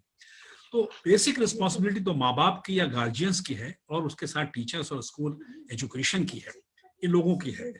उनको जब तक हम साथीपन का भाव नहीं देंगे, कॉमरेडशिप, आप बच्चे को शिक्षा दें ठीक है, आप बच्चे को सिखाएं ठीक है, लेकिन जब तक बच्चा इंक्विजिटिव नहीं होगा, आपको अपने मन की बात खुद नहीं बताएगा, जब तक नहीं बताएगा तब तक समझिए कि हमारी शिक्षा अधूरी है। हमको कुरेद के उनसे सवाल पूछना पड़ेगा। थोड़ी सी आग लगती है, जिसको हमारे छत्तीसगढ़ में कंडा कहते हैं, छेना कहते हैं, उपले कहते हैं, थोड़ी देर बाद या कोयले में आग जो है जलती है लेकिन ऊपर राख की परत पड़ जाती है, आप फूंक दीजिए तो आग फिर आ जाती है। तो ये डिफेक्ट एजुकेशनल सिस्टम में है। यही तो स्वामी जी ने कहा था, हम मैकॉले के सिस्टम से आज भी पढ़ा रहे हैं और हम बच्चों को केवल ठूसते हैं इंफॉर्मेशन, उसके दिमाग में इंजेक्ट करते हैं विदाउट केयरिंग फॉर एनीथिंग कि वो कैसे रिफ्लेक्ट करेगा। He wanted an overall of the Indian education system, which he could not do. Obviously, we have also not been able to do it so far. तो ये आपकी basic responsibility है। मैं बिलासपुर हो या दुर्ग हो या रायपुर हो या भिलाई हो, छोटे स्तर पर वो हिमांशु जी जैसा कोविड चला जाए मैं तो 150 बच्चों के साथ आपके क्लास, एक जिसको कहते हैं ना एक्स्ट्रा करिकुलर एक्टिविटीज की क्लास है या एडिशनल क्लास है या एक तरह से समझ लीजिए कि उनको समझाने वाली कोई क्लास है, काउंसलिंग है, मैं तो आने को तैयार हूं। उनको कुरेद के उनको सवाल पूछना पैदा करिए। वो लड़का जो जीवन में सवाल नहीं करता, मैं शुरू से कह रहा हूं, जब तक वो सवाल पूछना बंद नहीं करेगा उसका विकास नहीं होगा। मैंने जीवन में कभी ट्यूशन नहीं पढ़ाई, लेकिन उस बच्चे से खुश नहीं होता था जो चुप बैठा रहता था। तो वो जो डिप्रेशन है ना, वो आप जानते हैं, वो एक तरह से जो मोहंती ने शुरू में कहा एग्रेशन का छोटा भाई है, उल्टा भाई है, चित और पट है, हेड एंड टेल है। तो हमें उनको कॉन्फिडेंस देना। हम इंडियन एजुकेशन सिस्टम से देखिए खुश नहीं है, हमें इंडियन एजुकेशन सिस्टम से बहुत खुशी नहीं है। बच्चों में कॉमरेडशिप की भावना हमको पैदा करनी पड़ेगी। अपने बेटे से, अपने ग्रैंडसन से आप कैसे रहते हैं साथ में, वो आपकी हर अच्छी बुरी बात को जानता है। सारे बच्चे उस तरह से होते हैं। तो जिनके कस्टडी में बच्चे हैं, like you, like the parents, मैंने विश्वनाथ दत्त का इसीलिए जानबूझ के उदाहरण दिया, it was an indirect communication to the children कि you pester around this point to your parents कि आप हमारे माँ बाप हैं, केवल स्कूल भेजने और फीस देने से काम नहीं चलेगा, हमें एक एक चीज आपसे सीखनी पड़ेगी। माँ से बड़ा कोई एजुकेटर नहीं होता, बाप से बड़ा कोई प्रोटेक्टर नहीं होता, टीचर से बड़ा तो भारत में भगवान भी नहीं होता। इन तीनों के बीच में बच्चे के विकास में उसको जर्मिनेट करिए, उसको इरिटेट करिए, बल्कि उसको कोशिश करिए, जितना खुलेगा उसका दिमाग, उसका डिप्रेशन चला जाएगा। डिप्रेशन का मतलब है कि उसका डायरेक्शन उल्टा हो गया है, इनर्शिया में जा रहा है, अंदर की तरफ जा रहा है। उसको एक्सट्रोवर्ट बनाइए। एक्सट्रोवर्ट लोग ही संसार में कोई काम करते हैं। विवेकानंद खुद एक्सट्रोवर्ट थे, गांधी बाद में एक्सट्रोवर्ट हो गए थे, नेहरू, सुभाष, भगत सिंह सब एक्सट्रोवर्ट थे। तो इंट्रोवर्ट नहीं होना चाहिए। तो teachers, guardians, society, education system and all others, आप देखिए डिप्रेशन कम होगा। Thank you, sir. Thank you so much, sir. Now I think we've asked enough of questions from sir. अब मैं हिमांशु द्विवेदी सर से अनुरोध करूंगा कि उनके एक सहयोग से जो ये आज के कार्यक्रम में हम लोगों ने गागर में सागर भरने का जो प्रयास किया, इसको अब इसकी अंतिम परिणति पे वो पहुंचाएं और कंक्लूड करें। हिमांशु द्विवेदी सर। अंतिम परिणति के संदर्भ में तो हमने अगली शुरुआत की घोषणा कर दी है कि हम अगले साल कनक जी को सुनेंगे। कनक जी को भले ये शिकायत है कि 1 साल का अंतराल हम ले रहे हैं, पर विवेकानंद के संदर्भ में हम 1 साल बाद सुनेंगे। अभी तो गांधी जी भी बीच में आएंगे। कनक जी तो बहु विषय के जानकार हैं, तो जब जब मौका लगेगा तब तब हम उनके पास पहुंच जाएंगे और इस भरोसे के साथ पहुंचेंगे कि हम जब भी आग्रह करेंगे वो उसे स्वीकारेंगे। लेकिन महत्वपूर्ण बात यह है कि इस दौर में जब क्लासेस नहीं है तब भी स्कूल इतना संवेदनशील है और बच्चों में ये उत्सुकता रही कि हम ऐसा कुछ आयोजन करें और उसमें वो सहभागिता रखें। मैं सारे बच्चों को धन्यवाद देना चाहता हूं, उनका आभार ज्ञापित करता हूं कि उन्होंने अपने मनोबल को बनाए रखा है, उस मनोबल को बनाए रखा जिसकी अपेक्षा विवेकानंद जी करके गए थे। तो ये भी हमारा उनके बताए हुए रास्ते पे चलने का एक तरीका है कि हम अपने मनोबल को, अपने संबल को बनाए। और जो बात उन्होंने कही कि उठो जागो और तब तक लगे रहो जब तक आप अपने लक्ष्य को प्राप्त ना कर लो, तो आपके जीवन के संदर्भ में सबसे अच्छी बात है कि आपके जीवन का भी कोई एक लक्ष्य नहीं है। आपको अपने जीवन में चरणबद्ध लक्ष्य तय करने हैं। ये एक बात मैं आखिरी में कहना चाहता हूं कि आपको जीवन में मौके समय समय पर अपने लक्ष्य निर्धारित करने के आते रहेंगे। कोई एक लक्ष्य के साथ में जीवन खत्म नहीं हो जाना है। तो जब एक लक्ष्य हासिल कर लें तो अगले लक्ष्य के लिए भी तत्पर रहें। इस कोशिश के साथ आप अपने जीवन को सार्थक करेंगे, बहुत अच्छी बात है। पर अपने जीवन के सार्थक करने के साथ में जो आखिरी बात कहना चाहता हूं मैं इस कार्यक्रम में वो ये है कि आप अपने आप को सार्थक करेंगे, बहुत अच्छी बात है, पर कुल मिलाकर अपने जीवन में ये सोच के जरूर रखिएगा कि आपने ऐसा अपना जीवन में क्या किया जिसके कारण से आपके माता पिता को आप पे गर्व हो पाया, आप जिस स्कूल में पढ़े उस स्कूल को आप पे गर्व हो पाया, या जिस कॉलेज में आप पढ़ेंगे क्या कुछ ऐसा आप जीवन में कर पाएंगे कि उस कॉलेज को ये बताने का मौका जिंदगी में मिले कि ये बच्चा कभी हमारे यहाँ पढ़ा था। तो जीवन में कोई और लक्ष्य ना रखो, अपने माता पिता के संदर्भ में और अपने शिक्षण संस्थान के संदर्भ में ये लक्ष्य रखो कि उन्हें हम यह मौका उपलब्ध कराएंगे कि वो कह सके कि ये बच्चा हमारे यहाँ से पढ़कर निकला है या ये मेरा बच्चा है। तो मैं कनक सर का एक बार फिर आभार ज्ञापित करता हूँ। अपनी व्यस्तता के क्षणों में उन्होंने हमारे आग्रह पे इतना समय निकाला और आप सबके प्रति भी धन्यवाद देता हूँ कि आपने एक बेहतर आयोजन के माध्यम से आज के दिन को सार्थक बनाने की कोशिश की। बहुत बहुत धन्यवाद। Thank you very much, sir. Thank you. Thank you. Thank you. मैंने कर